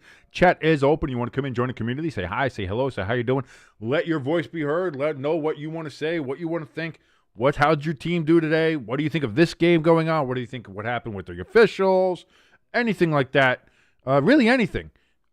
Keep the politics shit out. We don't do any of that. But outside of that, whatever you want to talk about, come into the chat, be part of the community. ELS, his summary for the first half said the Packers offense needs to wake up for the second half, and the defense needs to get some big stops. This is why we pay ELS the big bucks. He is a master tactician, a master motivator. He knows what to say. He knows all the right steps that need to be taken by these teams. Listen, offense, you got to score more. You got to get down that field and gain that yardage. Defense, you got to stop the other team. Get some big plays, maybe some turnovers, but you definitely have to stop them from scoring points. Guys, it's this simple. We score more points than the other team scores points, and we're going to win the game. This is why I love ELS, our resident master motivator on Stay Tuned Sports. I'm busting a little chops, but I love no, I do. I love him. I love him. Listen, everybody loved John Madden. John Madden said the same shit. So what are we doing? But yeah, ELS, I got to say, the offense is a little stagnant. I don't know what's up with them. I don't know what's going on. It seems to be Kraft is the only guy that's working and doing stuff for there. Defense has played well. Outside of that last series where you had a couple penalties go bad on your way there and things like that, the defense played well in that first half if I'm the Packers. So I don't see that as too shabby. The offense I definitely think needs work. They need to put in some work here. They need to find out what's wrong and scheme something else because whatever they got going on right now, not great. Pecan says, ELS, LSU needs you right now. Well, you can't spell LSU without ELS because you just have you at that point. And that's the problem. You can't have just you. You need the team. And that's why ELS is there because you got the L and the S. You got Louisiana State. But what's the E? What's the E? It's for everybody, baby. It's for everybody and everybody on a team. So you need everybody to work and play 110% to make those Bayou Bengals go to victory. See? It works, ELS. It works. You can do it. Let's go. ELS, here's the thing. Yeah, you get the job at LSU. Even if you suck, you get a nice $50 million buyout or something like that. Easy street. Rest of your life, you invest that money, live off of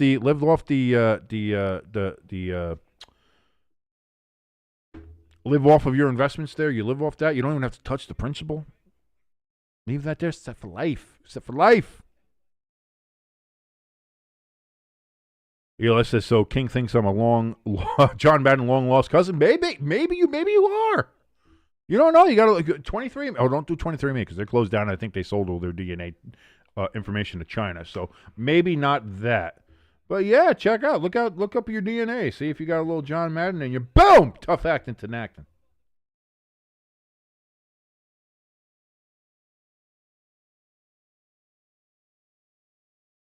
That could be ELS. I don't know.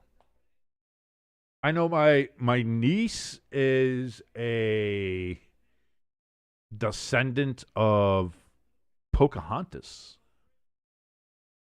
from somewhere, I think, on her mother's side. My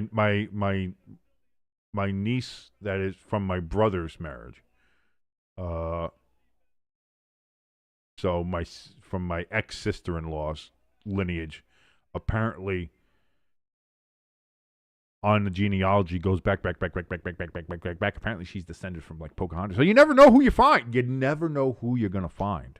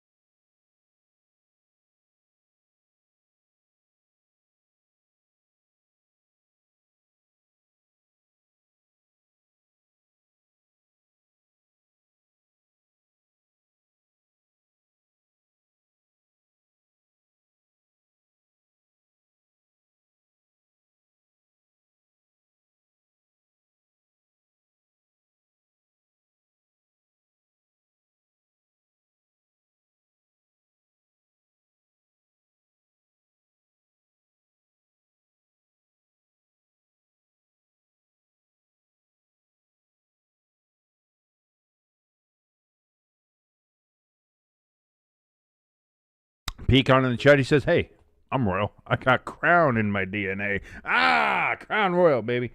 A delicious, mixable. Again, it's Canadian, but I'm not sure how I feel about it. That's it. I did hear the apple one is nice. I heard the apple Crown is very good mixing drink. So maybe I'll try that one day. Maybe one day I'll get the Crown. I'm not a huge whiskey guy to begin with. Like I'm not really a big whiskey man. Just was not my kind of thing. I love rum. Rum is, I'm kind of a rum guy. I'm a bit of a pirate. Love rum. Vodka, because it's a very good mixing drink. Mix it with all the different diet sodas that I have. Or mix that up. It's pretty good. Or with anything. You can mix vodka with anything. Clearly Jägermeister. Big Jaeger fan. Oh, as I punch the mic stand. Hey, Brett Michaels is still performing, huh? Look at you go, Brett.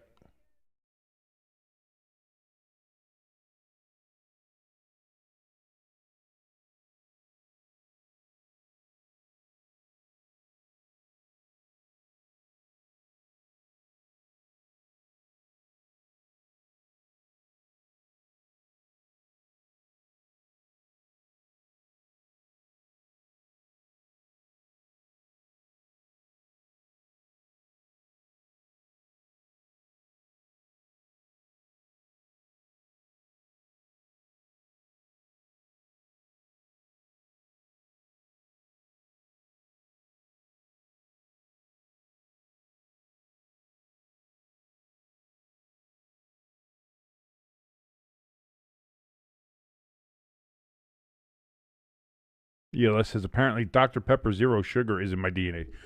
That is so good. The Dr. Pepper Zero Sugar is so good.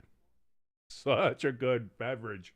Get a little Dr. P, some couple of hot dogs on the side. Let's go. We're talking now. Now we're talking. Now you're speaking my language.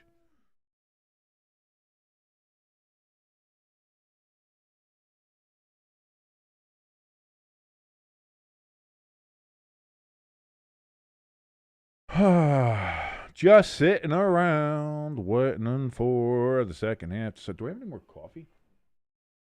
I might get some more coffee. Hold on here. Apparently, I got coffee in my DNA.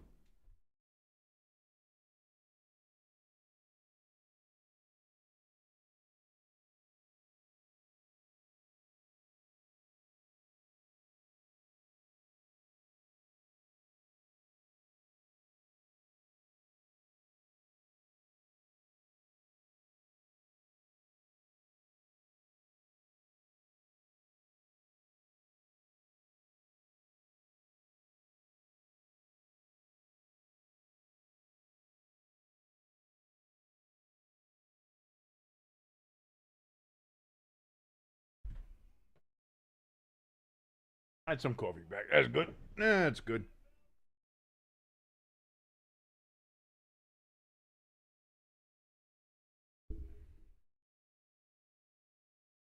Pecan says Yamamoto pitched a hell of a game last night. Yes, he did. Come on, Dodgers, you got to represent America. Represent the Stars and Stripes. Fuck them Canadians. So, again, I'm a Yankees fan, as you can see. Big Yankees fan. Hate the Dodgers. Not a Dodgers fan in any way, shape, or form. Don't want to see him win another World Series. But between them and the Blue Jays, between them and Toronto, between them and Canada, go Dodgers. Fuck Canada. That's all I'll say. That's all I'll say in the matter. In case you want to know just where I'm at, fuck Canada. Canada! Canada! Go fuck yourself.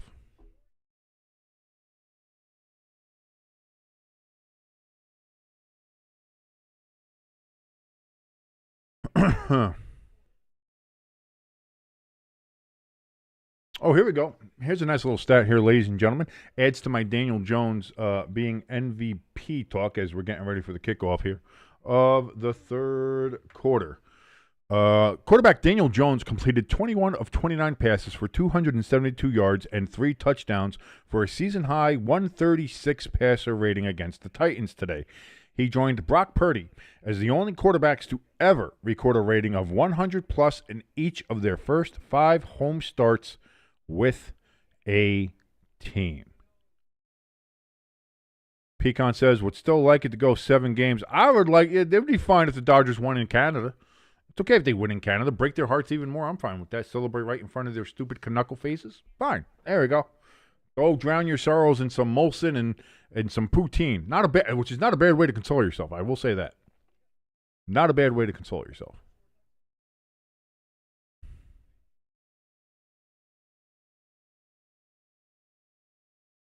Aaron Rodgers on 1st and 10. Steelers from the 27. Looks, just throws that out of bounds and complete.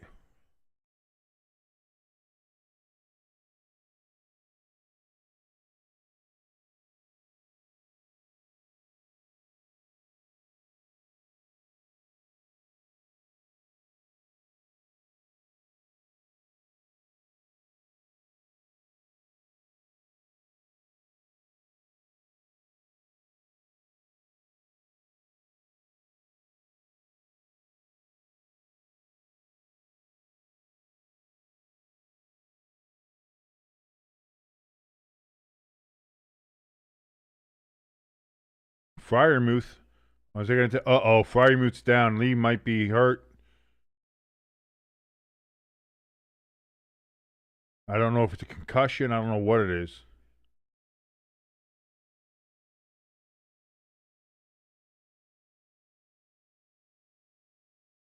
No, yeah, leg.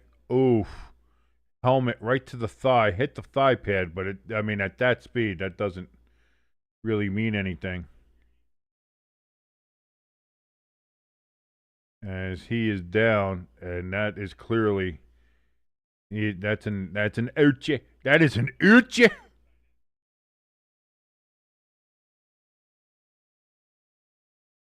And so good to see Fryermuth is going to get up and he's going to walk off on his own power, obviously limping and still in pain.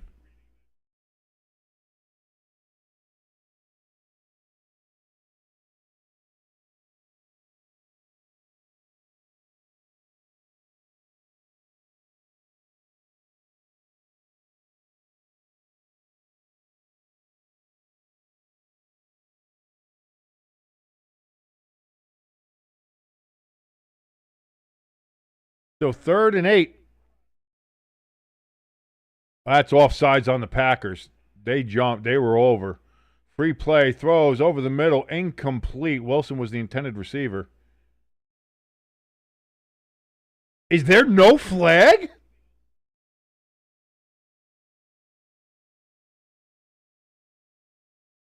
Is that no flag?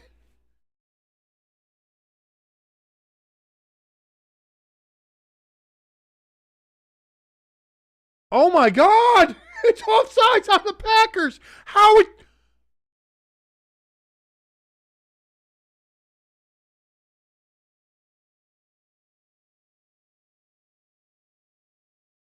What? What in the fuck? How?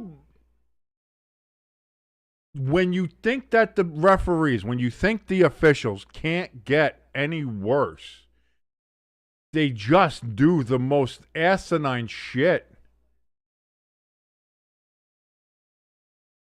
Yeah, I mean, you can't retroactively throw a flag. You can't do it. Unless you're the Chiefs, I guess. Unbelievable. Unbelievable.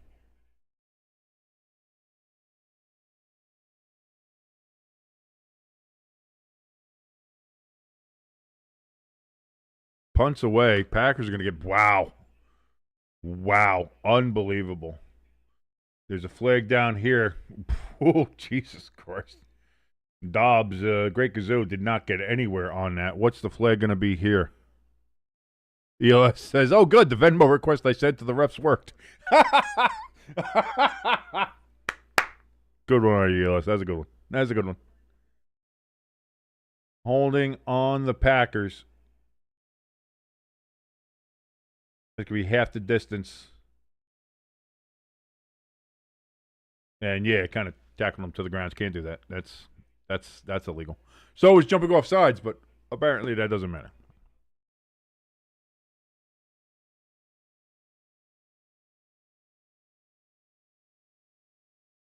So that makes it 9 flags. Danny Smith, Steelers special team coordinator, 13th season there as we take a look at him. He loves football and he loves chewing gum.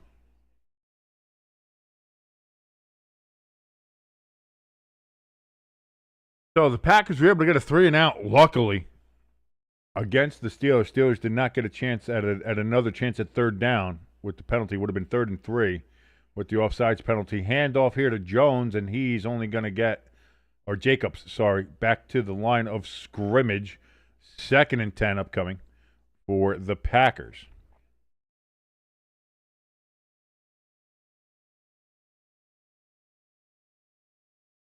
Steelers defense play well, and I think that's the biggest lacking thing here from the Packers is their run game. Their run game has not been able to get anything going in this game. You said I've been waiting so long to use that line. It was what you did it in the right spot. You did it in the exact right spot, ELS. Jordan Love, he's gonna roll to his left, throws, caught by the tight end there. It's going to be still about 4 yards short of the first down. They're going to say 5 yards short of the first down. Gee, again, Musgrave with the catch, maybe being able to properly spot a ball, apparently still not great.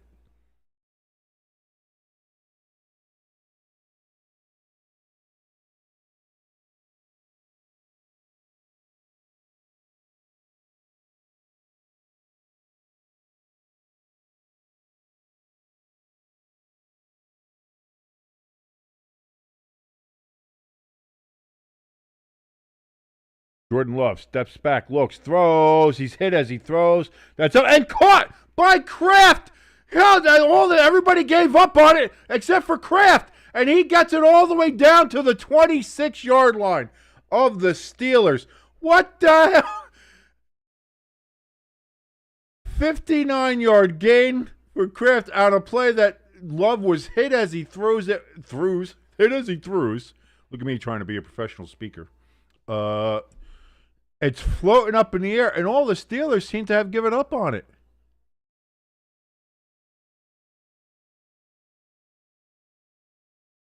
I think Elliott ran by him. You could say there might have been a little bit of a push there, and maybe, but Elliott was just kind of ran right by him.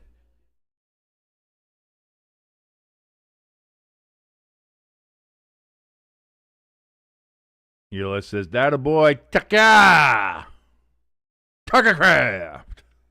Tucker. Old Kraft macaroni and cheese. Getting it done." We do have a Steeler down. Looks like a knee injury. I think it was Elliott, the player who whiffed on Kraft on the floated pass. And so they're going to take a timeout here. Hey, listen, somebody's injured. Someone's career might be in jeopardy. It's a great time to sell some advertising space. Pecan says, "I will say Love not scared to throw a deep ball." That wasn't a deep ball. That was meant to be some kind of other pass, and he got hit as he threw and just kind of floated. And again, that was lucky, first of all, that it wasn't intercepted. I think if Elliott had been paying attention, he could have picked that ball off easily. I think any of the Steelers could have picked it off easily if they were paying attention to what was going on. That it didn't fall incomplete, and that Kraft was there to catch the ball and then turn it into what he did with the 56, 57-yard gain. Unbelievable. Crafty, he's got ourselves another trivia question. I love how everybody's kind of picking up the trivia slack here. You guys are amazing. Thank you so much for everybody who's in the chat, who hangs out with us. I love you all very dearly, even the ones who are in a bit of a timeout right now, and we love them, but they're in a timeout for a reason. But we love them too. We love everybody who watches and supports this channel. We love you all. We really, really do. Thank you so very much. By the way, here is the trivia question from Crafty. Name an organization that was stupid enough to fire their head coach 2 years after he was coach of the year, then immediately cratered into one of the worst teams in the league in back-to-back seasons.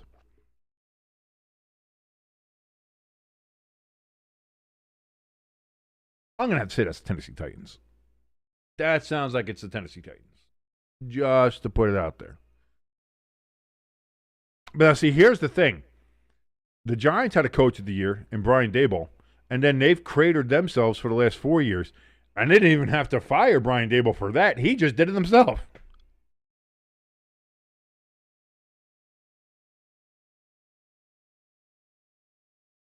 Crafty in the chat says, networks be like injury? That equals money. Give us money for your shattered ankles and your ripped ACLs. We can sell this to Grubhub, and we are farmers. Cha-ching. Crafty says, ironically, this is the one game that we would have really wanted to pass the time with trivia. It's been a little bit of a slog. I will grant you that. It's been a little bit. Not the worst game we've watched.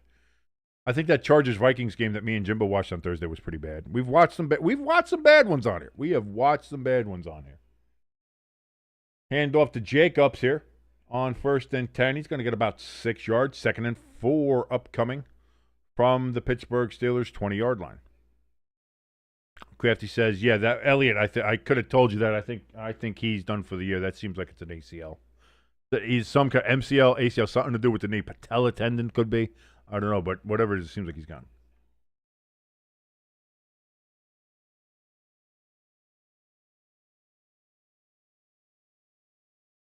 Second and 4.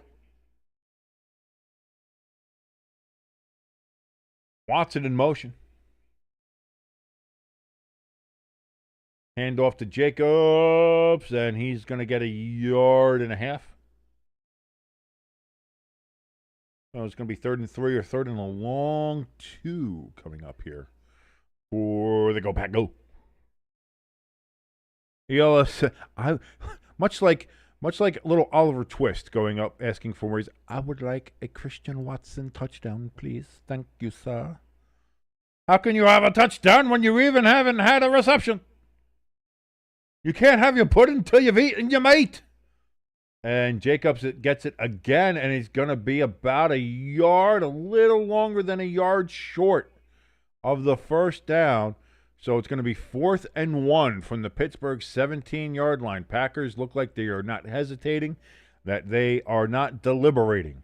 They are instead masturbating. No, they're getting ready to go for it here on 4th and 1. If they get it, they keep the drive alive. If the Steelers stop them, they get the ball in their end. Love fakes the handoff. He throws it to Kraft instead, and Kraft gets it down to the 10, and that's going to be a first down. And Kraft with the kip up. Oh, what are you, Drew McIntyre over here? What are you, a WWE wrestler kipping up after kicking out of 3? What are we doing? I don't know why I did that. I'm kind of, hanging out with Edward here, so I think maybe that's it. Maybe that's why I'm a little more descriptive today, or also a little slower. I'm a little slower right now. What a kip up! Oh, Tucker Kraft's going to be a wrestler after his career is done, isn't he? Jordan Love back throws. He's going to give it to Kraft again, and that's going to get it down to the 8-yard line, 9-yard line actually. So it's only 1 yard gain on 1st and goal. 2nd and goal from the 9 upcoming.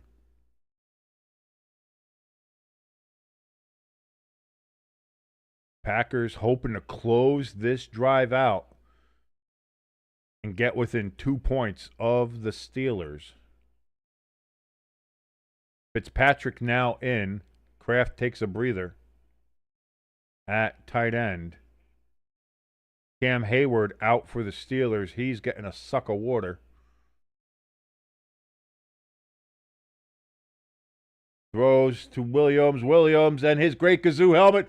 He scores for the Packers. And the Packers get a touchdown on their first drive of the second half.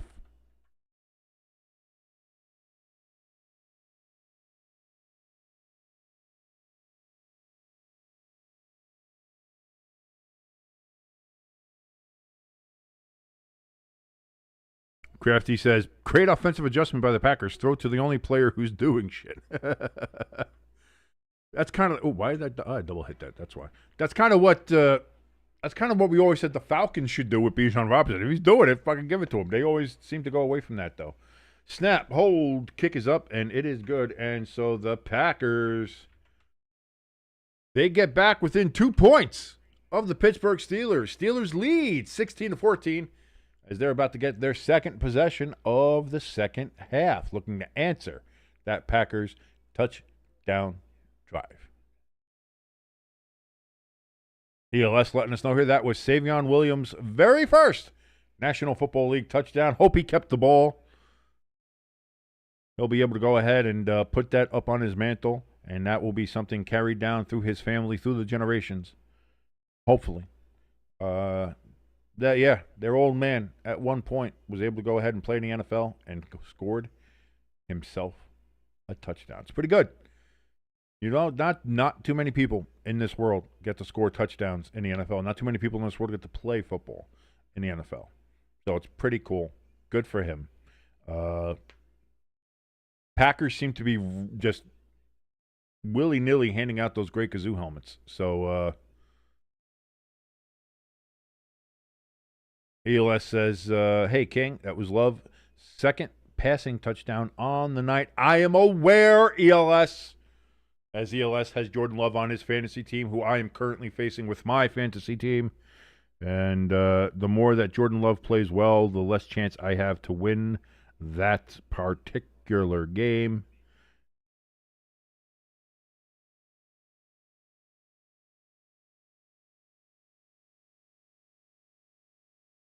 Where's my fantasy team here? Let me pull this up here.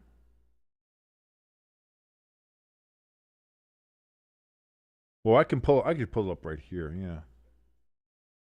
What's this here? Yeah, here we are. Currently 199.9. Now you got a Gretzky on there. To my 146.5. Again, I still have Bill Krosky Merritt, and I have Rashee Rice to go. Currently, ELS has a 66. Hail Satan. Satanic man.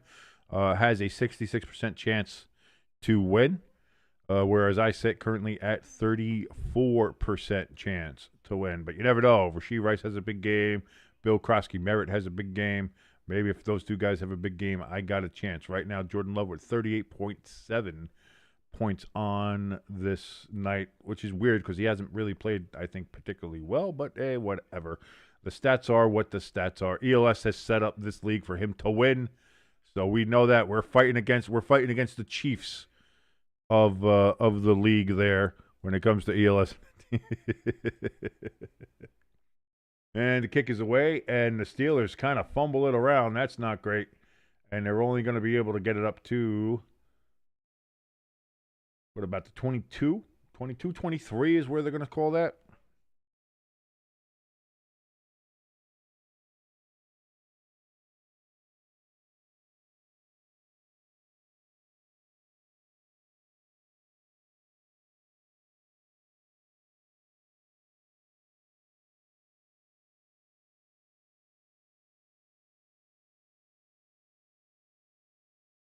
I only got 5. I'm 5-6 this week. Shit, man. I am terrible at picks. Warren with the carry there on first down and 10 from the 23. Got about 2-3 yards on that. Gave him 4 yards. 2nd and 6 upcoming.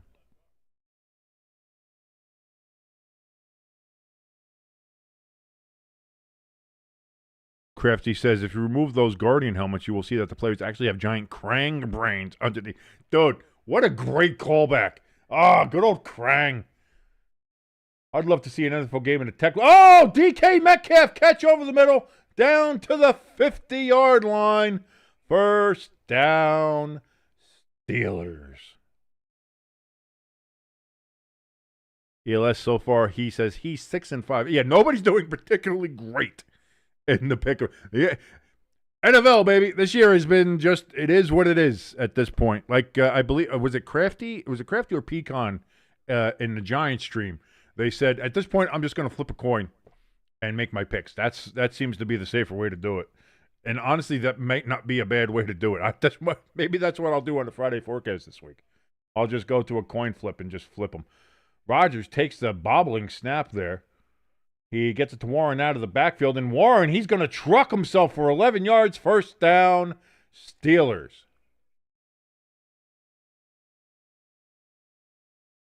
And now they're all the way down to the 38-yard line of the Packers. So the Steelers finding stuff working. Again, the Steelers seem to be very good in between the 20s. The Steelers are moving the ball. They get to the red zone or close to the red zone. They can't quite finish a lot of these drives.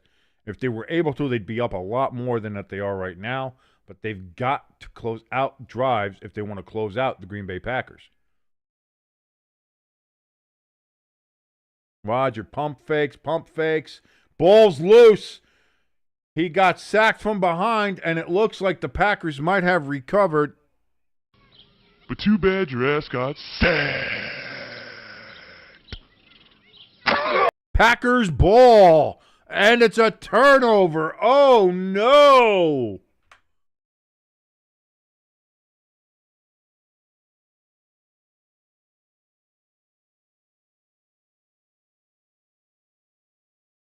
Oh, that might be an incomplete pass.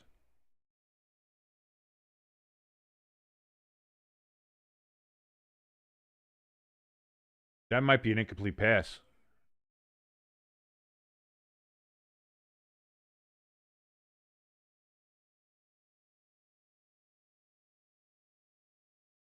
That's an incomplete pass. Yeah, that's not going to be a turnover. They're going to review this.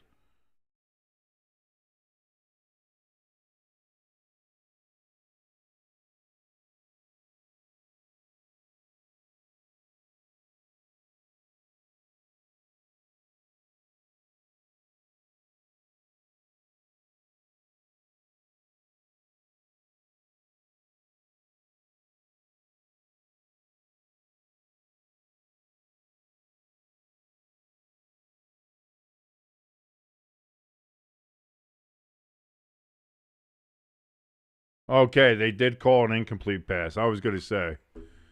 That's an incomplete pass. EOS was excited. He said, come on, let's go. But that is definitely an incomplete pass. And there was a receiver in the area, so it's okay. 2nd and 10 for the Steelers. Wow, what a bullet dodged for the Steelers.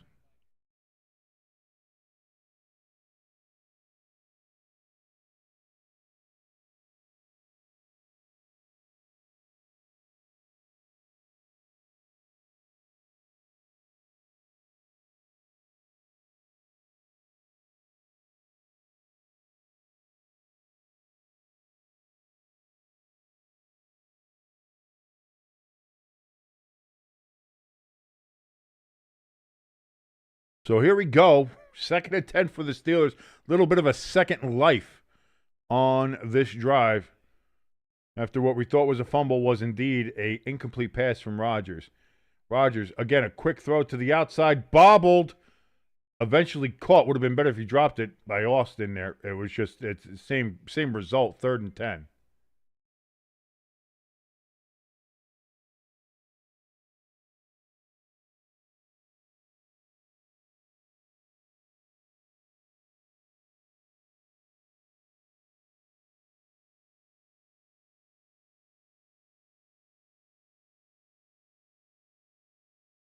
But again, like I was talking about before, the Steelers, between the 20 and that midfield area, they can move the ball. But once they start getting deeper into the opposing team's territory, boy, they just seem to seize up.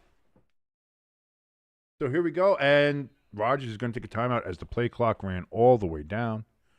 And that is going to be the Steelers' first timeout of the second half. First timeout of the night, really. They didn't spend the timeout in the first half.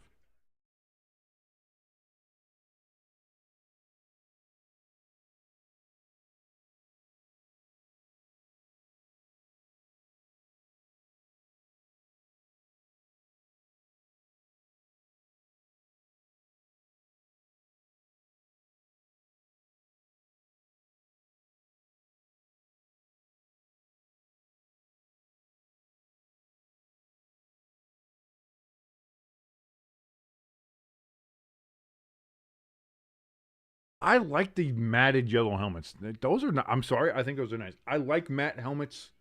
I think in certain aspects. I think in this aspect it's good. I like those matte helmets.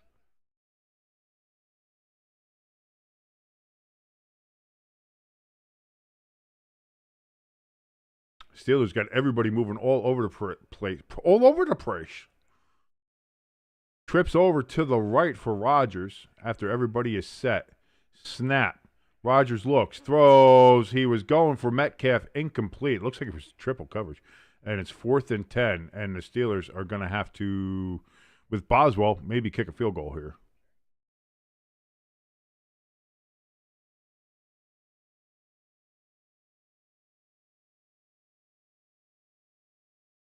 So again, the Green Bay defense stiffens when it needs to.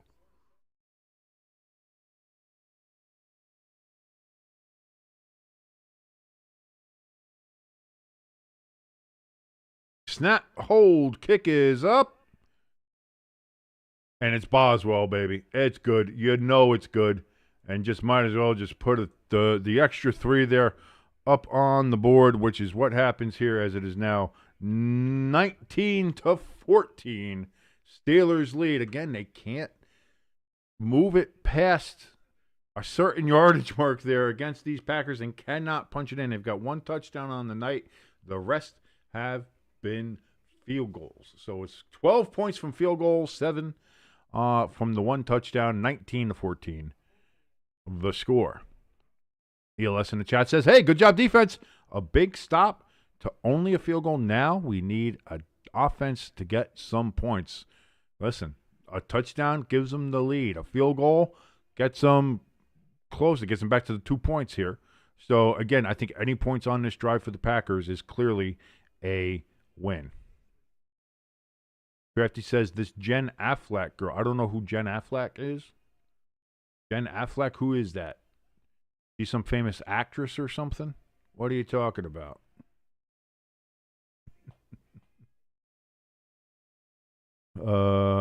Crafty in the chat, he says, hey, Boswell has carried the Steelers offense tonight. He's been the Steelers offense tonight. He really has been. Just the Steelers know if they can just get like to the 40 or a little bit inside the 40, Boswell's going to get them points. So it's between that and now the Steelers defense have to play hard. They have to play stiff. And I do understand what you're doing, Crafty. I do what you were getting with that. Was she? Was she? I don't know. She's all right. She's all right for an older chick.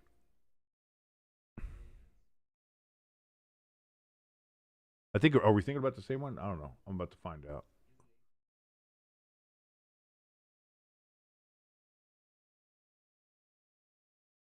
Oh no, that's someone different I was thinking about. That's someone different I was thinking about.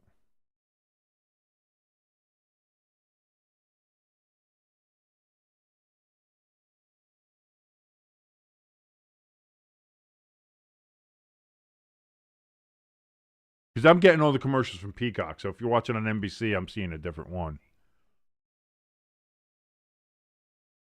Oh, is she doing a Dunkin' commercial? Yeah, she's not bad. She's not bad.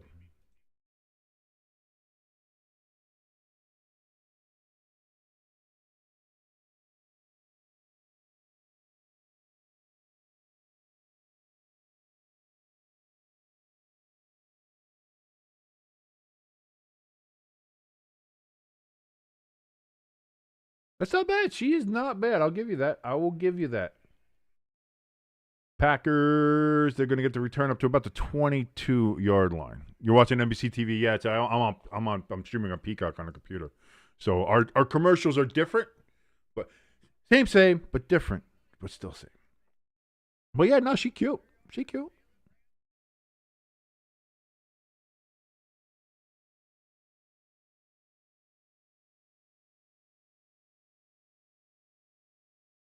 Yeah, she cute. She ain't bad.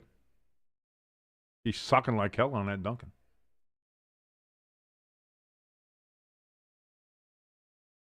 She's giving that thing a good suck. I'm a terrible person and everybody hates me. That's fine. I'm used to that. 1st and 10 for the Packers from the 22. 22. Jordan Love steps back, looks, throws over the middle. That's going to be caught. And he gets away from a tackle and further gets a first down and more. About a gain of 13 there for, who is that, Wilson? Out of the backfield with the carry, number 23 for the Green Bay Packers. And Love took a little bit of a shot at the end there. Wilson was indeed the receiver. So 1st and 10 now from the Green Bay 36.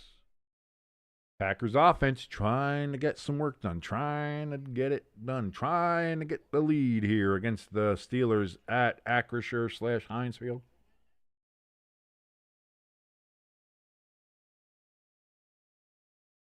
Play clock down to 2. Love hands it off here.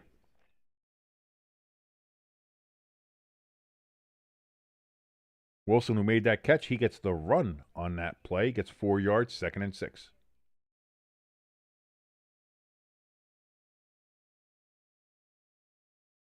Yeah, Elliott's, his ACL's done.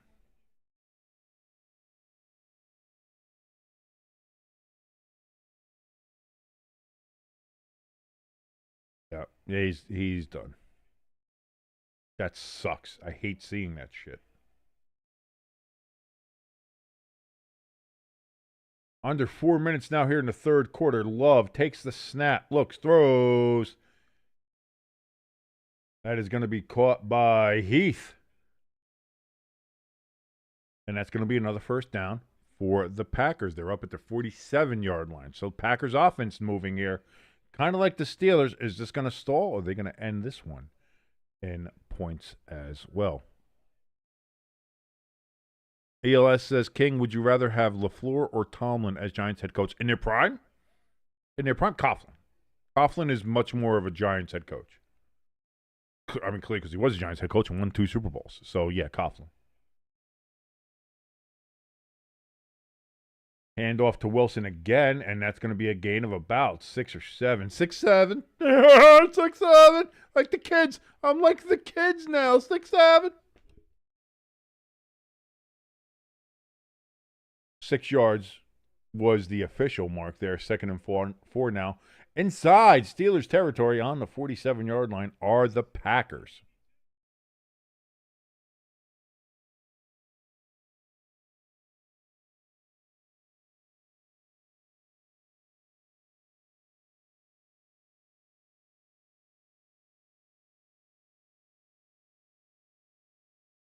Jordan Love throws. That is going to be caught by Matthew Golden right at the first down marker. That's going to be good enough for a first down at the 43-yard line. Move the chains! Packers, first down. We're at 2:20 and counting here in the 3rd quarter. Ticking ever so closer to the 4th quarter. Quarter of consequences. The witching hour, as they say. Jordan Love has 12 straight completions. That's a career high for him. He has never completed 12 passes in a row before.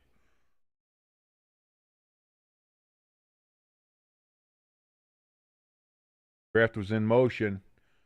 Pass out to Jacobs. Out of the backfield. Gain of 2 yards.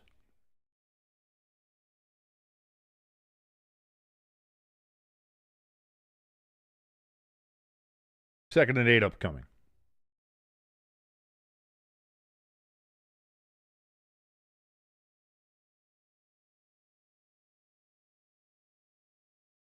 ELS was going to say something about the offense and whatever he says, the offense has improved. The offense has been more consistent in the second half. Maybe. I agree. I'll agree with that statement if that's what you were going to say there, ELS. Hand off to Jacobs, and again, that's going to be a half a yard gain. Half a yard gain on that one. So 3rd and long now coming up here. 3rd and 7. So a 3rd and very long 7 upcoming here for the Packers. ELS did say the offense stepped up in the second half, and I was going to say, if that was going to be your statement before you deleted it, yeah, I'll agree with that with the Packers. They have indeed stepped up here. They are moving the ball. A little bit of a challenge here on 3rd and 7. Can they convert and keep this drive alive? Keep this drive going.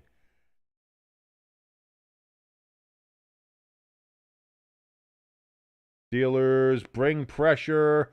There might be some holding. I don't know. Jordan Love throws down the field. Watson gets it. But we've got a flag down.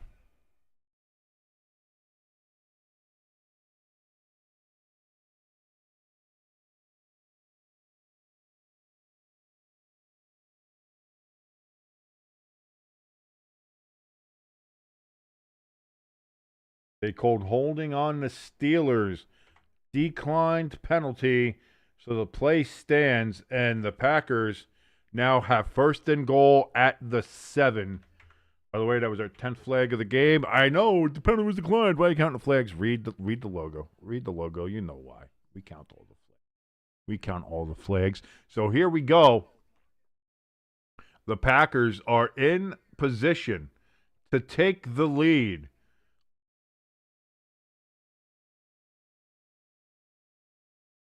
Jordan Love under center. Are they going to snap before the end of the quarter? It does not appear so. 4, 3, 2. They do, in fact. The last play of the quarter here. Down to the 3-yard line. Not sure who had to carry there, but with that, ladies and gentlemen, get the force up. We are in the fourth quarter here of Sunday night. Carrie Underwood waited all fucking day for tonight, and now we're in the fourth quarter. We're almost done with it. The Packers are knocking on the door. Second and goal from the 3. Can they knock it in? Or will they just be knocking on wood like Taylor Swift does on the crotch of Travis Kelce? And will they be unable to get in to the end zone, much like Travis gets in to Taylor's end zone? We don't know. That's the mystery of the fourth quarter. That's the mystery that we're looking for here. And thank you so much for joining us here as we go into our fourth quarter mystery here. What will the Packers do? What does this game have in store for us? Do we have an exciting finish, or will this be one of these teams pulling away and ending this game early? We don't know. We're going to see here. Right now, it's been a fairly good game. Again, 19-14 is the current score. 5-point lead for the Steelers. A score, a touchdown, makes it a 1-point lead. An extra point would make it a 2-point lead.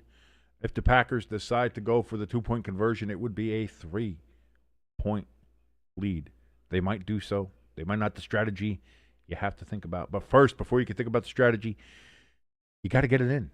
As with anything in life, you have to slip it in first before you think about what you do next. And that's where we are now with the Green Bay Packers.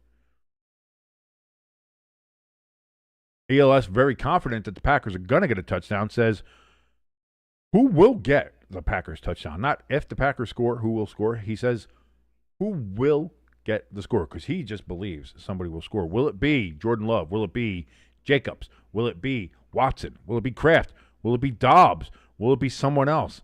I have the question here. Will they score? Will there be a turnover? Will it be McManus for the field goal there? McManus the anus.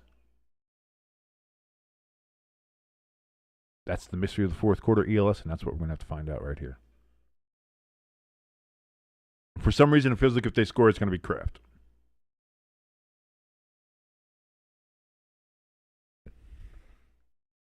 There's Cam Hayward with his giant head.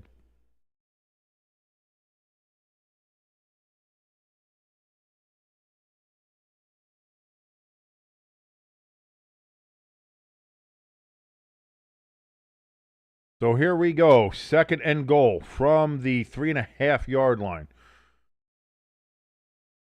Jacobs is going to the outside. Score! Touchdown! Packers!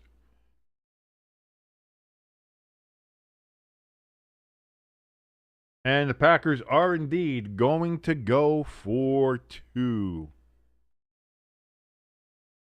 Oh, what happened here? Oh, I hit the wrong button.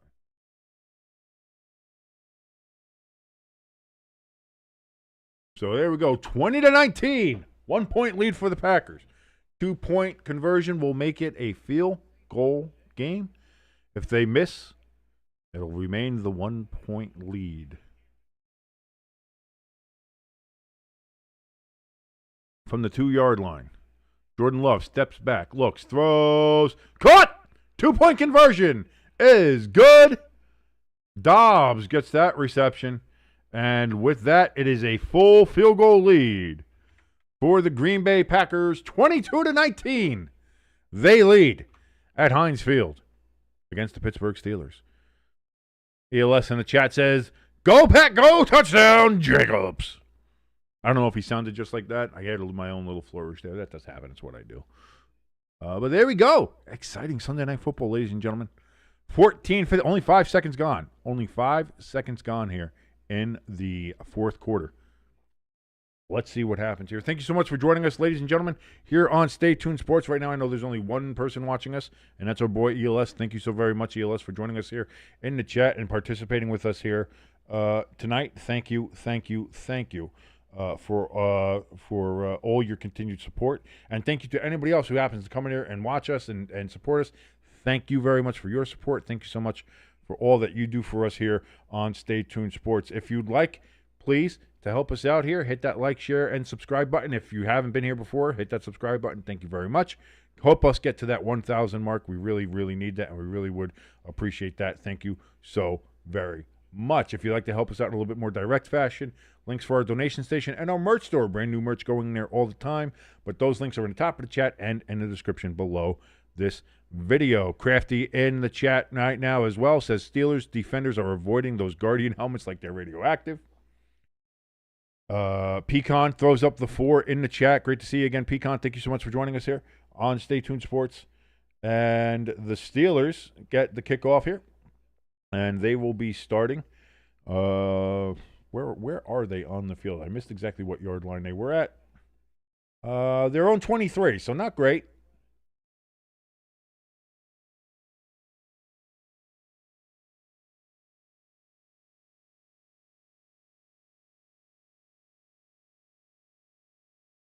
I don't know. But they got the great Gazoo helmets. They could be radioactive. If they're Krang-Brangs under there, then that's definitely could be have some radioactive elements there from the Technodrome in them. So you never know. Rodgers takes the snap. Play action. Can't find anybody and gets sacked all the way back at the 12-yard line. Oh, no. But too bad your ass got sacked.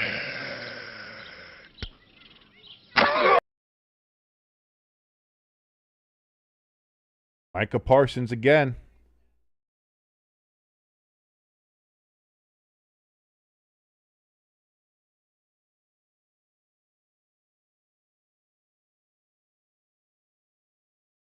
Wide open in the middle, and that's it. It just too much time. You got to get rid of the ball. You got to get rid of the ball. I know I was yelling at Jackson Dart for that.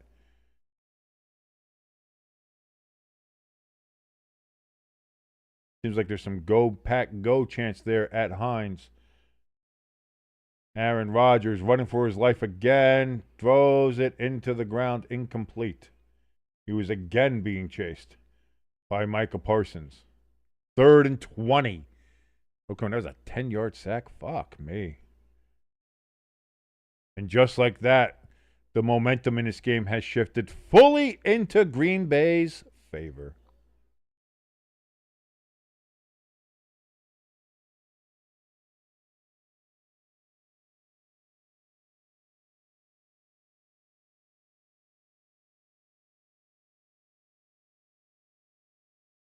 Well, here we go. 3rd and 20.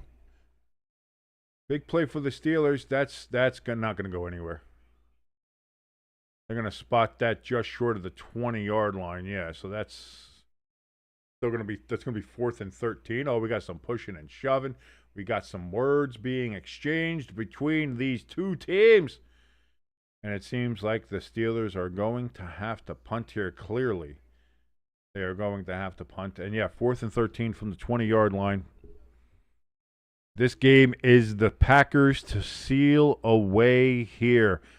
ELS is excited. Packers defense coming alive, says ELS in the chat. Micah is also a comment that he made. Punt is away. That's going to make it down to the 29-yard line. Dobbs is going to return it up to the 40, where he is touchdown there. And so And we've got a fight. We've got a fight, and we've got hands thrown. We've got flags. We've got fisticuffs. We've got officials on the ground.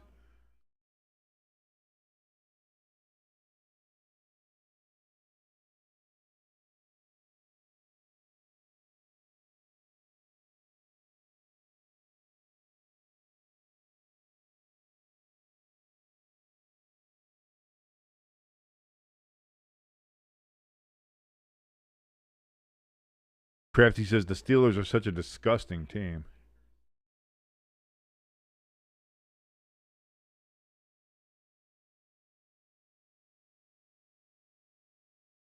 They called it on the Steelers, even though he was kind of getting mobbed. I don't know. That's okay. But when things are against you, things are against you. And right now, everything is against the Steelers. ELS agrees with Crafty's Steelers are a disgusting team comment. Of course, he would say that because he's a Green Bay Packers fan, and that's what they're playing right now. On that particular play, I think flags could have gone either way. Maybe there should have been double flags on that game, but on that play. But it is what it is, as they say. And with that, it's 1st and 10 now for the Packers. They'll be starting at the Pittsburgh 45-yard line after the 15-yard penalty. Pecan says, kick his ass, Seabass. Little animosity between these teams. They don't see each other very often. Being from two different conferences. They play once every 4 years. They used to play once every 3 years when it was 3 divisions. They play once every 4 years now.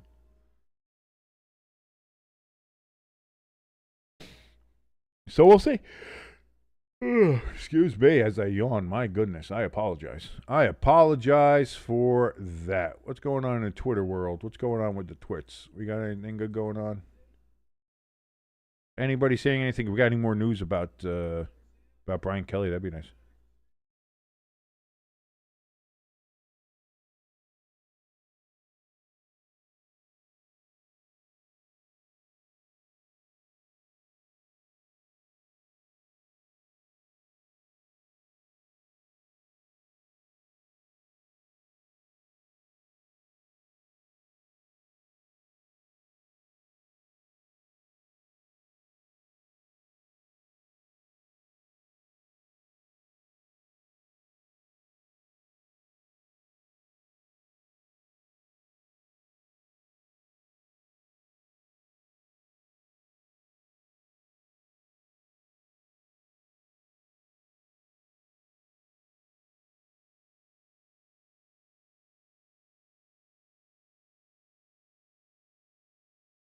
Baltimore Orioles, they're finalizing a deal to hire Craig Albernaz as their next manager. Albernaz, who's 42 years old, 2 years younger than I am, is previous associate manager with the Cleveland Indians.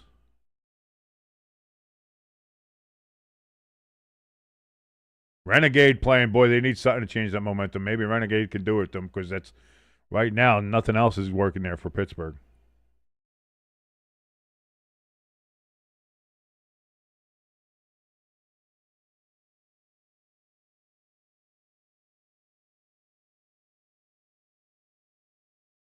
So here we go. 1st and 10 for the Packers. And boy, big run for Wilson all the way down to the 30-yard line. 15-yard gain for the Packers. And boy, this feels like a giant. This feels like the Indiana Jones boulder just going down. And good luck trying to stop that. That momentum is fully behind the Packers.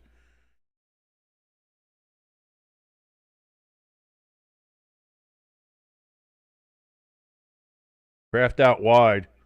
Now in motion. Coming back in. Love in shotgun. Takes the snap. Throws out of the backfield to Wilson again. Wilson, he's going to truck himself for a good 4-yard gain.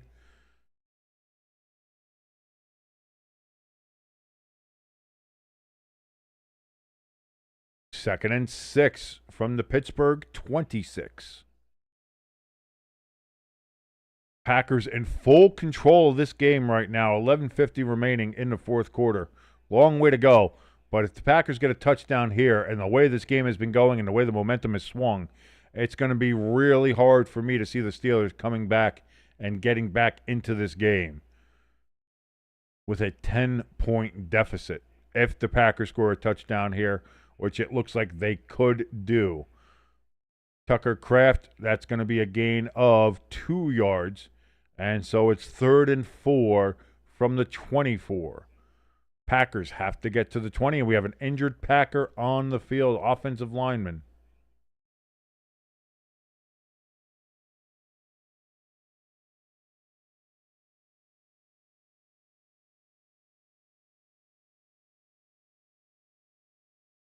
Tom is the injured. Oh, he stepped on a foot. Did he maybe roll an ankle? I think when he stepped on his teammate's foot, he kind of rolled his ankle maybe. He's grabbing the back of his knee, hamstring area instead, though. You would have thought maybe it was the foot, the way he stepped on it, but they call him. He pick him up, and he's walking off on his own power. So that's good. Oh, no, he didn't step on a foot. His ankle and foot got stepped on. All right. So why grab the back of your knee leg area? That's kind of weird. Kind of weird to me anyway. But either way, he has to come out for a play.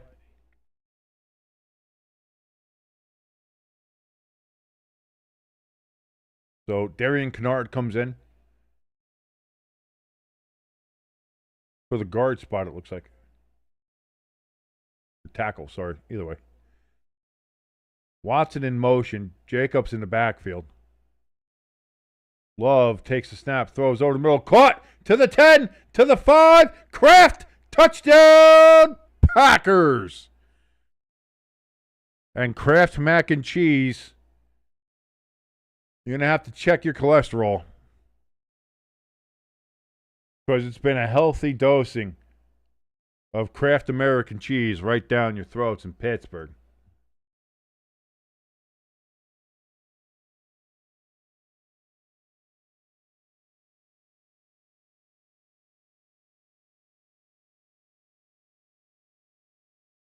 (28-9), extra point upcoming. McManus the anus. Snap, hold, kick is up, and it is good. And it is a full 10-point lead for the Packers. 29-19. 10:57. A lot of time left, but the Steelers going to have to, they need a massive change in momentum right now. They had a chance coming out of halftime to kind of put the game away themselves. That did not happen, and instead the Packers have stolen all that momentum. They now have a 10-point lead. Can the Steelers worm their way back into this game, or is it done? We'll find out here. 29-19. Steelers get the ball. Can Aaron Rodgers work his magic? I don't know. If you ask me, I'd say no, but then again, I watched the Giants blow a 19-0 fourth quarter lead. So, as you see, Tucker Kraft putting in the work there.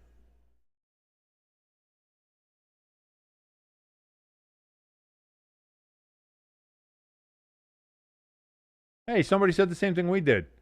The Dolphins' run defense has been awful. Bijan Robinson only carried the ball 9 times. This gentleman from CBS was not a fan of the Falcons' offensive game plan versus the Dolphins. Pete Prisco. I knew it was something. I couldn't remember that.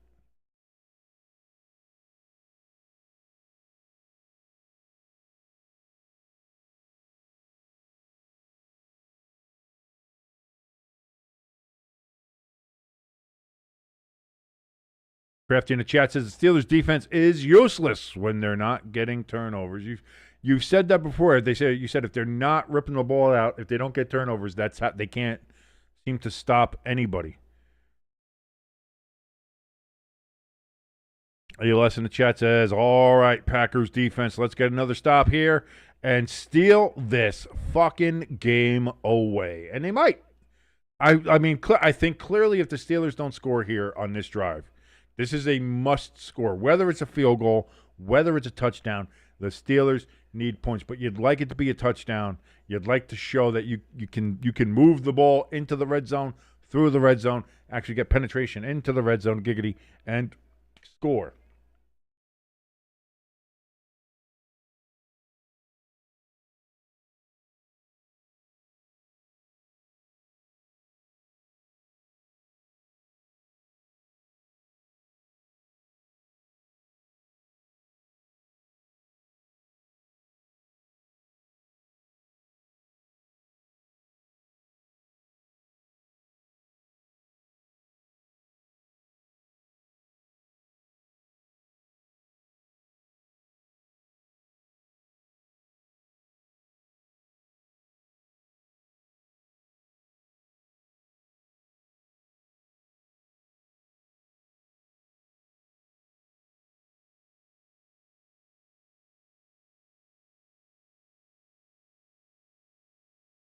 Cratch in the chat says Cousins and Dalton looked completely washed today. But that's the thing. Why were they depending so much on Cousins? They could have handed the ball off to Bijan Robinson against a Miami Dolphins team whose run defense is beyond booty cheeks. And instead, he touched the ball 9 times in the game. That's whoever is running the offense down here in Atlanta, like they need to fire everybody because that's just criminal underuse of one of the best weapons in the game. And you're not using them. I don't understand. ELS says, my opponent in my own fantasy league, in a separate fantasy league, just messaged me saying, what the heck, because I have Jordan Love and Tucker Kraft on that team. Because you cheat. Because you're a cheater, ELS. You're a dirty, dirty cheater.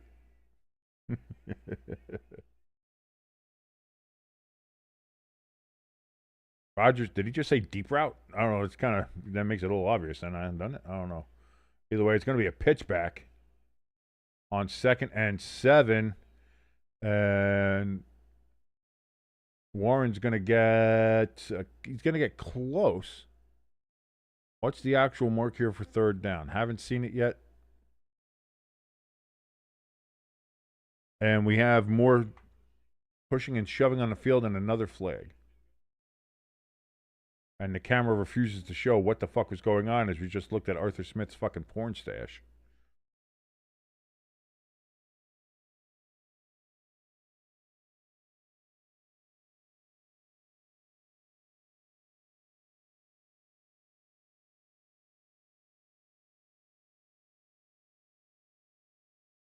DK Metcalf got the penalty. Unnecessary roughness. That's 15 yards. So 3rd and 2 to 3rd and 17.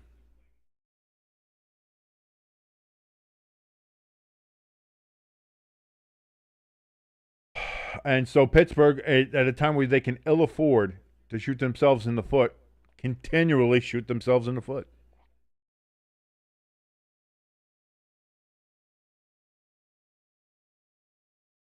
As the Go Pack Go chants get real loud in Pittsburgh. Crafty says, DK Metcalf decided that this was the perfect time to poke somebody in the eye. Yeah. Rodgers is going to go down. That's a loss of 3 yards. As we got at a 6-7 celebration. But too bad your ass got sacked. I think that's it. I think that's it. The Steelers ain't coming back from this. 4th and 19. They have to punt. 9:45 left. They've got nothing going on offense. Their defense has the Packers seem to have found the secret to getting that work in there for them. Dobbs is going to get it at the 38, returns it up to about the 44, and that's where they're stopped there. So, going to crack the neck. Ugh! Looks like, the Packers just got to salt this one away. ELS says, go, Pack, go. Let's fucking go. Our resident Packer fan, ELS, says, thank you so much for joining us here on Stay Tuned Sports. By the way, my name is King. If you'd like to help us out at all, please. 3 ways you can do that for free. You can hit that like button, hit that share button, share us around. like internet herpes. It's fantastic and it's wonderful and it's fun for you to do. And then once you do it, it's everybody else's problem. And of course, if you haven't yet, please hit that subscribe button. It helps us out tremendously. Thank you so very much. As we try to get to 1,000 subscribers to be monetized on this beautiful platform known as YouTube. So thank you again all very, very much for all of your support and all of your help. If you'd like to be a little bit more direct with your support and with your help, we have a link for our donation station and our merch store, top of the chat and in the description below this video. Crafty in the chat says, Rodgers on 3rd and long equals automatic sack. Yeah, again, with that offensive line too, he's got no time to step up in the pocket, like to wait for the play to develop and get the routes downfield. They don't have the time to do that with the way the Packers are just pinning their ears back right now. And the way that Steelers offensive line is, he doesn't have a chance. He doesn't have a chance back there. And with that, I mean, that's what I mean and now the Steelers are in a situation where they have to throw like that to try to get back in this game as quickly as they can. And again, that's just going to let the Packers pin their ears back further on defense, and we get the result like that. And so the Packers have the ball again with a chance to really expand on this lead and really just salt this game away. Already with 8:56 remaining. If they get a good clock sucker drive here and end it with points, really any points, if they get a field goal, it's a 2-touchdown game then at that point. That'll be curtains. That'll be lights out. Turn out the lights, the party's over. They say that all good things must end. Let's call it a night. The party's over, and tomorrow starts the same old thing again because we got the Redskins and the Chiefs. There's Tucker Kraft doing a fucking helmet clash without the helmet. Who do you think you are, Cam Scatterbo? I don't want to bring him up. My boy! Look at I massacred my boy! Love. 1st and 10 throws deep down the field. Caught by Christian Watson down to the 28-yard line. 1st and 10 Packers. Crafty says, knowing the Steelers' history, they'll probably demolish the Colts. This is the NFL. In this NFL season, who knows? Who knows? Crafty, hold on. They could. They could. That is something that could absolutely happen. This year, I give no. This NFL season is so 1st and 10 from the 28, and that's going to be no gain for Jacobs. National Tight Ends Day, by the way, as they show all the tight ends who did work today. Fuck Dallas Goedert. The referees helped the Eagles out in that game. Kittle had 43 yards for a touchdown. Kraft's been putting in work here.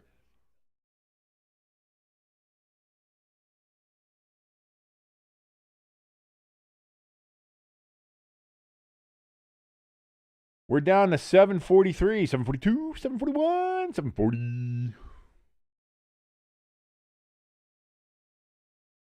Love gets the snap. He throws over the middle. It's going to be caught by Matthew Golden, and he ran backwards for some reason. But because he reestablished himself going backwards, that only got a yard gain, so 3rd and 9. That was a bad play from Golden. You go forward. Oh, but I was trying to get around the edge, and I thought if I got around the edge, I could do it. No. Go forward. Even if you have to lean forward and only get more, because now you could have had a 3 or 4 yard gain. Instead, you only got a 1 yard gain. Dumb. So 3rd and 9 now. Steelers trying to hold the Packers to a field goal here. Snaps, throw, caught, and a 1st down. Romeo Doubs in the great Gazoo. And the Steelers got to be pretty upset that they're getting stunted on by a guy in a fucking great Gazoo fucking costume from the Flintstones. Didn't I say I was going to curse less? Well, how long that lasted.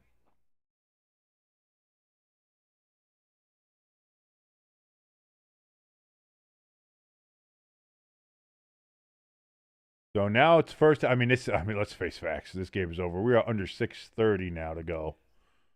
It is 1st and 10 from the 13. Love. It's going to be a handoff here to Wilson. And Emmanuel Wilson gets it just inside the 10-yard line. ELS is just lathered up right now. You know that. You know he is just lathered up, ready to go.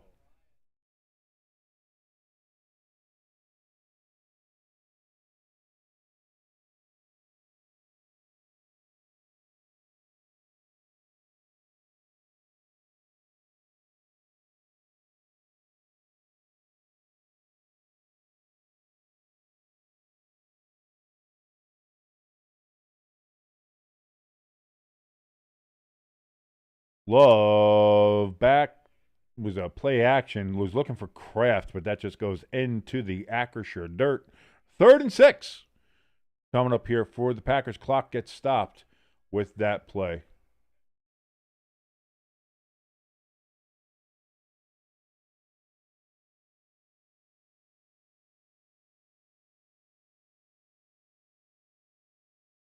ELS says he really wants a Christian Watson touchdown. I really would rather not Jordan Love throw any more goddamn fucking touchdowns. That'd be nice.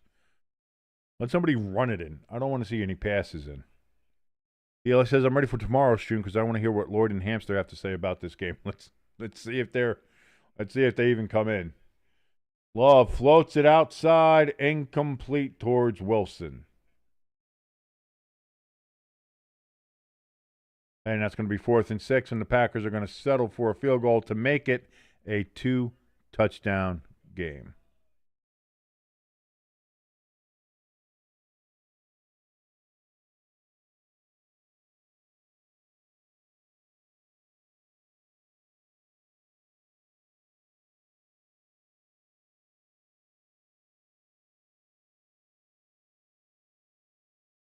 Snap, hold, kick is up, and McManus puts it through.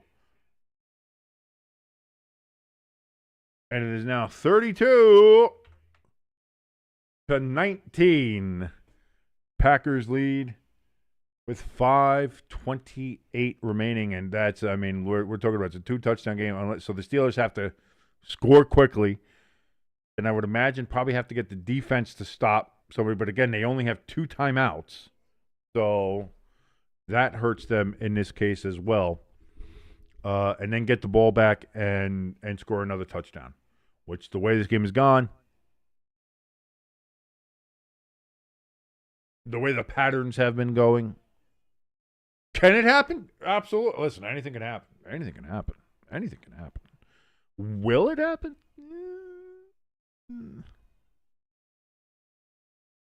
ELS says, I would love to see an Aaron Rodgers interception. At this point, I mean, well, I don't have anything to do with Aaron Rodgers on my fantasy team, so that's fine. I don't give a shit. As a matter of fact, are the Steelers my defense? I don't even know.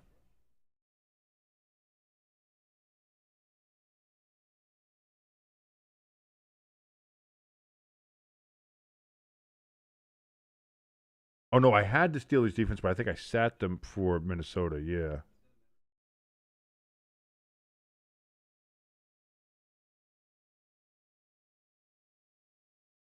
Well, it's a good thing because the Vikings had -2. The Steelers had -4. So either way, neither one of the defenses I had was going to be good for anything. That's great. That's fantastic. But currently 226. And you are now at an 81% win probability. Boy, I really wish Jordan Love would have thrown an interception or something there. Really knocked some of those points down. That would have been nice.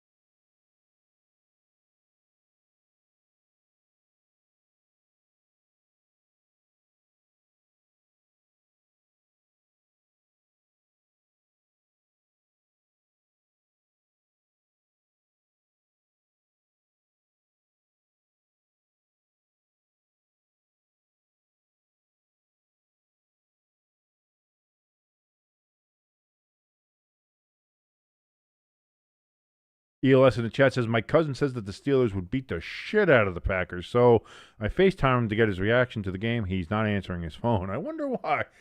That's the thing, man. If you're going to talk shit, you got to be able to take it. If you're going to talk shit, you got to be able to take it. Some members of our community like to talk shit, but they were unable to take it.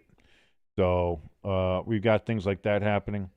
And that's a shame. But we'll see. Hopefully they'll relax themselves, and hopefully they can join the community again or not. At this point, I don't give a shit. I'm just here to watch games and have fun. Incomplete pass on 1st and 10 for the Steelers. Fryermuth was unable to haul that in. 2nd and 10. 5:17 remaining here in the fourth quarter.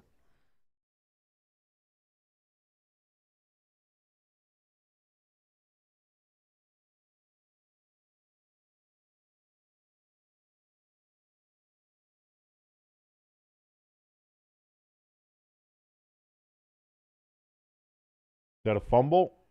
Was it a catch and fumble? Are they going to say incomplete? What do we got? They are saying Packers ball, turnover.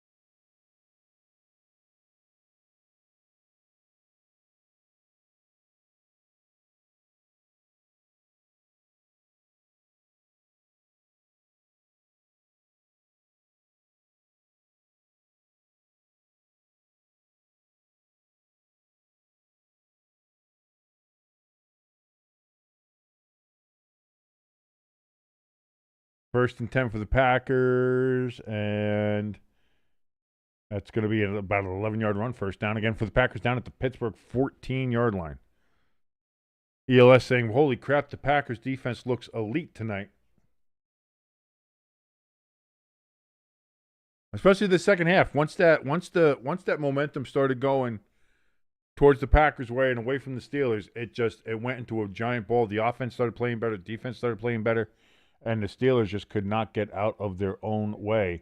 And so this is a big, big win for the Packers. Down to the 10-yard line.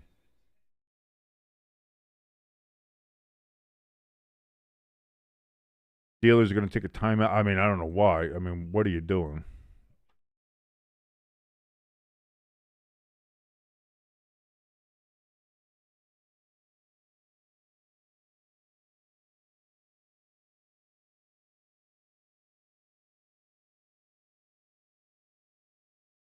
ELS says this is a huge confidence booster. But can they remain consistent, ELS? This is what I'm saying. Can the Packers remain consistent? Will they, again, return to the form where they almost got beat by the Arizona Cardinals? Like, that's what I mean. This is nice, but you have to remain consistent. And I know it's weird saying that for a team that's going to be 5-1-1. But I still want to see that consistency. Same for the Eagles. I want to see the Eagles are 6-2, but I still want to see them be consistent.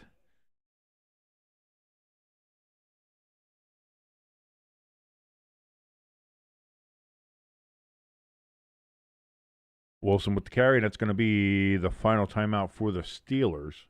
So the Steelers are out of timeouts. 4:09 remaining, and it's going to be 3rd and 3.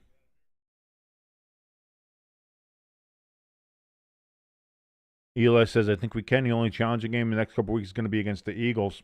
You're going to overlook the Giants, and the Giants are going to be the Giants. That's where the Giants' third win is going to come, is beating your ass at MetLife.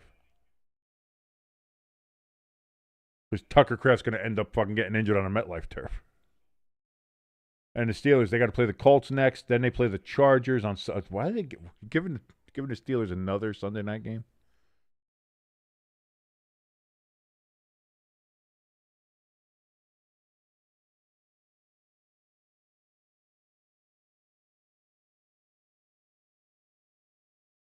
Play action for Love here on 3rd and 3. Looking to throw, and throws incomplete as he was about to get sacked. So it'll be 4th and 3. And the Packers will send out the kicking unit to put 3 more on the board to make it 35-19. Is that scoregami? Is that a scoregami? We'll have to look up scoregami.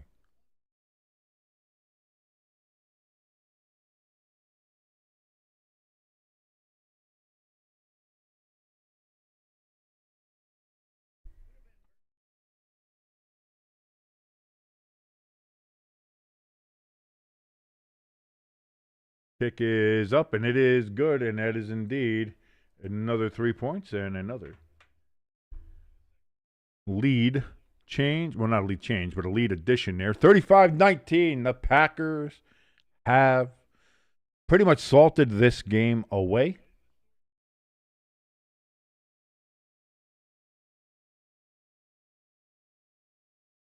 As it's now a 16-point lead. The 3-possession game, or not really. You get 2 touchdowns and 2 2-point conversions, but that's very rare. Pecan says the Saints are consistent. But see, here's the thing with the Saints is that they consistently lose, but they have flashes. There's moments where it's the Saints. It's like, God damn, like I'm really pulling for the Saints. They beat my Giants. Oh, that's not too hard to do. But man, I really like the Saints. I'm really pulling for them because I know they're real. They are working at the bottom of the barrel stuff. They are in full absolute rebuild mode clearly. But even so, they're out there. They're fighting like fucking hell every game, man. I root like hell for the fucking Saints, man. I really do, Pecan. I really, really do. Kickoff is going to get to the about 1-yard line. Steelers return it to the 29, about 30-yard line. 3:52 remaining in the game. Steelers have no timeouts.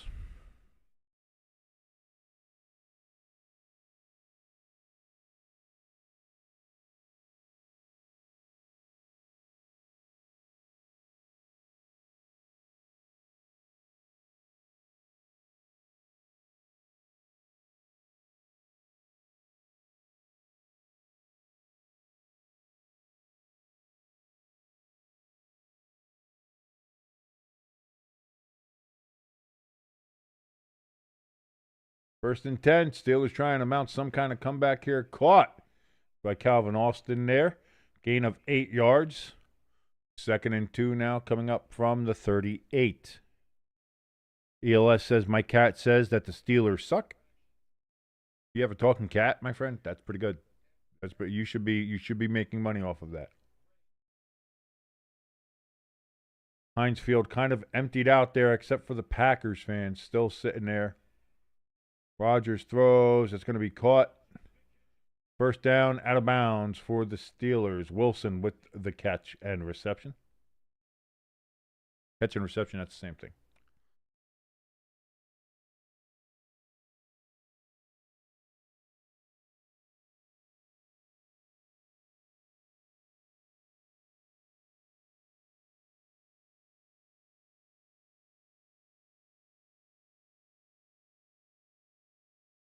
Trips to the left for Rodgers. He throws to the right. It's going to be caught by Wilson, out of bounds.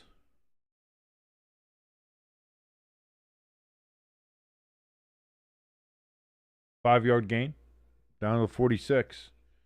3:37 remaining. Now the Steelers are moving the ball. Now the Steelers are doing stuff, but it's, maybe a little too late here.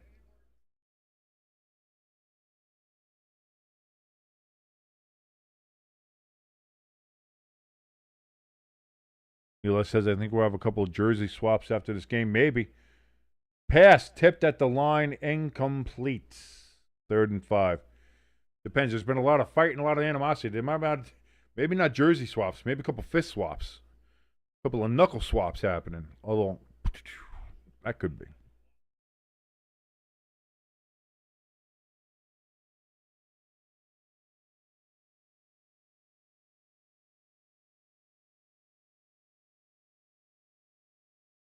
Goo pick goo. Goo pick goo. Goo pick goo.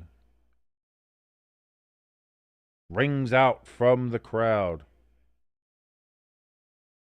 Aaron Rodgers throws down the field, almost intercepted. Incomplete, 4th and 5. Got to go for it. I mean, you got to go for it.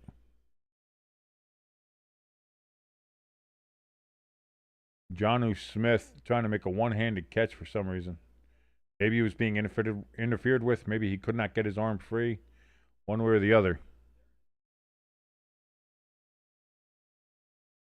Pecan in the chat says, hey, listen, they get 10 more years out of Love. That's like 30-plus years with only 3 quarterbacks. That goes to the Steelers' level of consistency with coaching. The Packers have that with quarterbacks, which is pretty insane. Also, I'm so old, I remember Magic Man Mikowski starting for the Packers. That's how old I am. I remember when they made the switch to Brett Favre. I remember that game. I remember them talking about it on the pregame show when I was a kid. I remember that. So weird that I'm that old. By the way, completion error on 4th and forever. Now in Packers territory at the Packers 40-yard line, thrown, caught by Freiermuth. It's in bounds. Clock is ticking. 2:52, 2:51, 2:50 remaining in the game.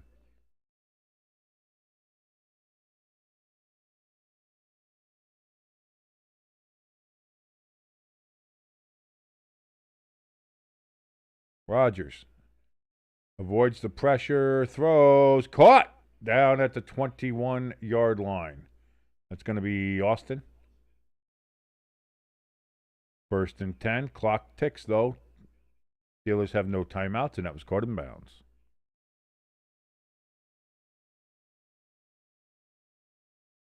Rodgers. 1st and 10. Pump fake. Falls for a comeback. Throws in the end zone. Caught by Wilson. Nope. Incomplete. Did not complete the process of the catch.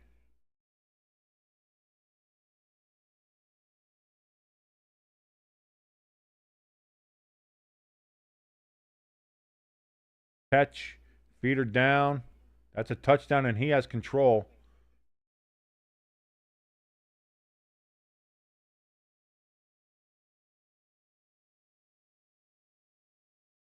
Caught, step, and then knocked out. Yeah, I think that's a touchdown.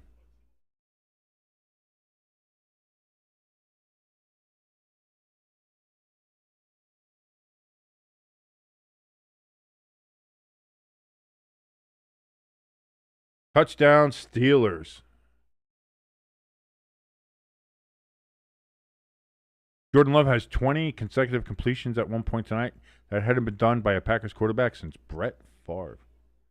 And now we get a little bit more back and forth drawing between the Steelers and Packers. Not sure that's fantastic. So 2-point conversion attempt.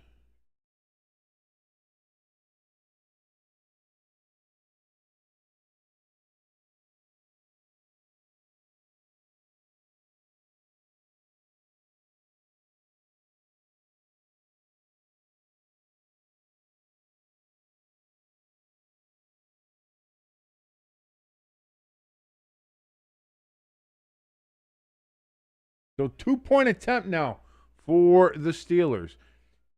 Down 10 points. 2 points will make it 8. They'd have to go for an onside kick and then try to get another touchdown. Rodgers looks, throws. Flags down. We've got flags down. And that's going to be pass interference. Puts the ball at the 1-yard line.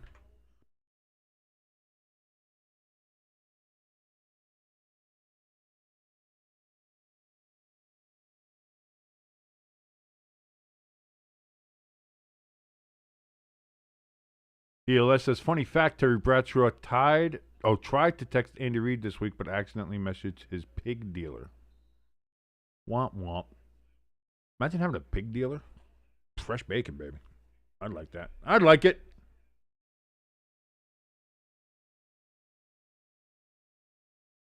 Rodgers throws. Caught. 2-point conversion is good. Now they say incomplete again.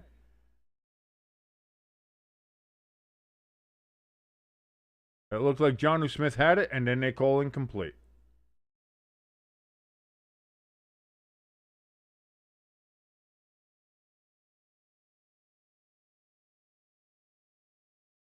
Nope. Yeah, he never. That one is indeed a drop. He never had control.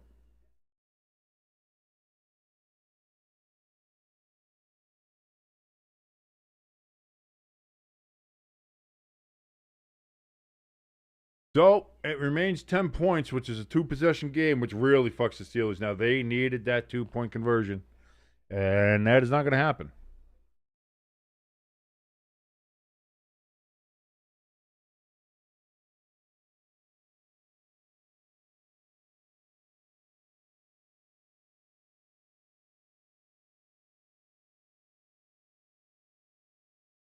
So that's I mean, that basically does it. The Steelers would have to get now 2 consecutive onside kicks. Plus, they'd have to get down there and score a touchdown. And, yeah, it's just.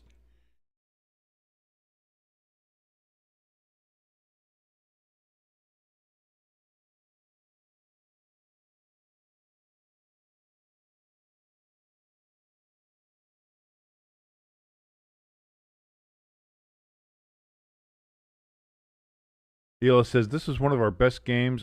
This is one of the best games of Love's career. He made some throws most QBs can't make. Even Rodgers. Go Packer. Let's relax on that.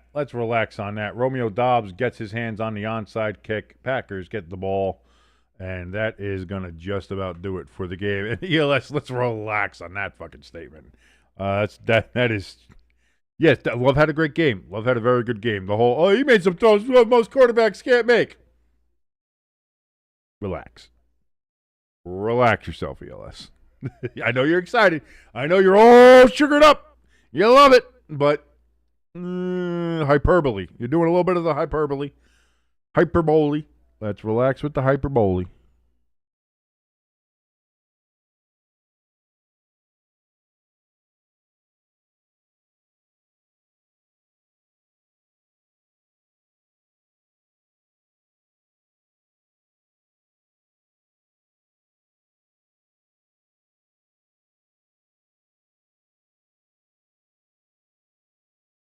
Are you saying that's from one of the Packers fans on Facebook, in the Facebook group? Okay. 2-minute warning. Coming up here, 3-yard gain on that first down play. And there we go. 2nd and 7 from Pittsburgh's 45-yard line. 2 minutes left to go in this game. This game is just about over.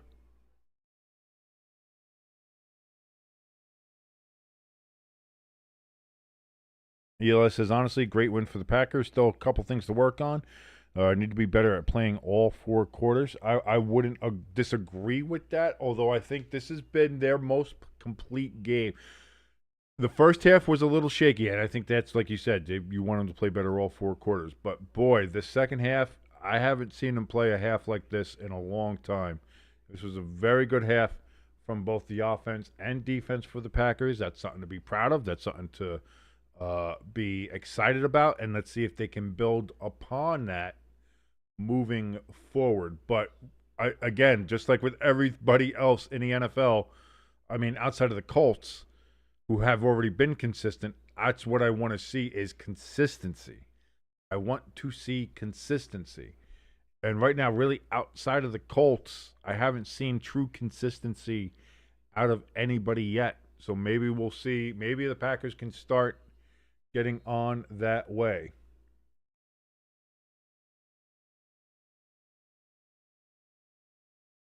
Green Bay takes a timeout out of the 2-minute. Can you do that? I guess so, because they let them do it. I like how they didn't even go to commercial for the 2-minute warning, because it's just like, this game's over. Let's just get it over as quickly as possible.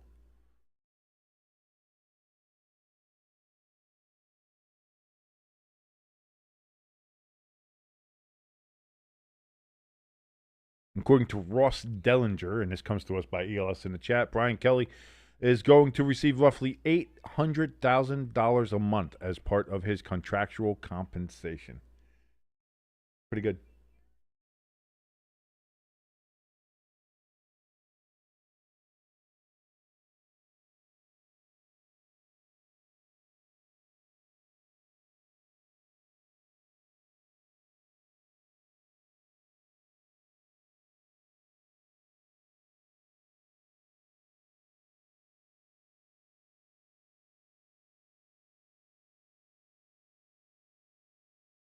Third and 5. That's going to be a handoff to Wilson, and that's going to be a first down, and that will ice it. Packers just got a kneel on it twice, and that will be the end of this. I think they might only have to do it once. Yeah, they'll all kneel on it once, and that'll be the end of the game, and that'll be a final. From Heinz Field, the Packers about to defeat the Pittsburgh Steelers. Oh, look at Tasha Kraft there, nurse. Boy, she's a cutie. Tucker Kraft's mom's a hottie. What's up with the hottie moms out there, man? Love to see it. There's the kneel down, and that is it. The Packers have defeated the Steelers 35-25 at Acrisure Stadium, Heinz Field, and I'm sure many Steelers fans will be happy to never see those uniforms again. I personally like them, but I understand, hey, listen, you're losing them. Most people aren't going to like. If they wanted them, people would be like, hey, begrudgingly like them, kind of like the Bumblebee uniforms. But this was not that. Crafty says NBC was just looking for an excuse to get Melissa Stark on TV. Listen, Crafty, if I worked as an NBC executive, I would be looking for any excuse to get Melissa Stark on television as well. Trust me. So that's can't blame them for that one. But there you go, ladies and gentlemen. Packers, 454 yards of total offense. The Steelers, for the second straight game, give up over 450 yards in offense. That's terrible. Terrible. Like I said, the Steelers' defense is awful. The Steelers' defense is just awful. It's a bad defense. There's no other way around it. The Steelers' defense is bad. For the money they spend on it, for as much as we talk about T.J. Watt and Cam Hayward and Jalen Ramsey and all that, Steelers' defense is ass. It just is. There's no other way around that. So, yeah, that's going to do it. That does it for Sunday Night Football. Ladies and gentlemen, thank you so much for joining us here on Stay Tuned Sports. My name has been King. I think it will remain to be King as we move on here, but thank you so much for joining us. If you haven't, before you leave, hit that like button.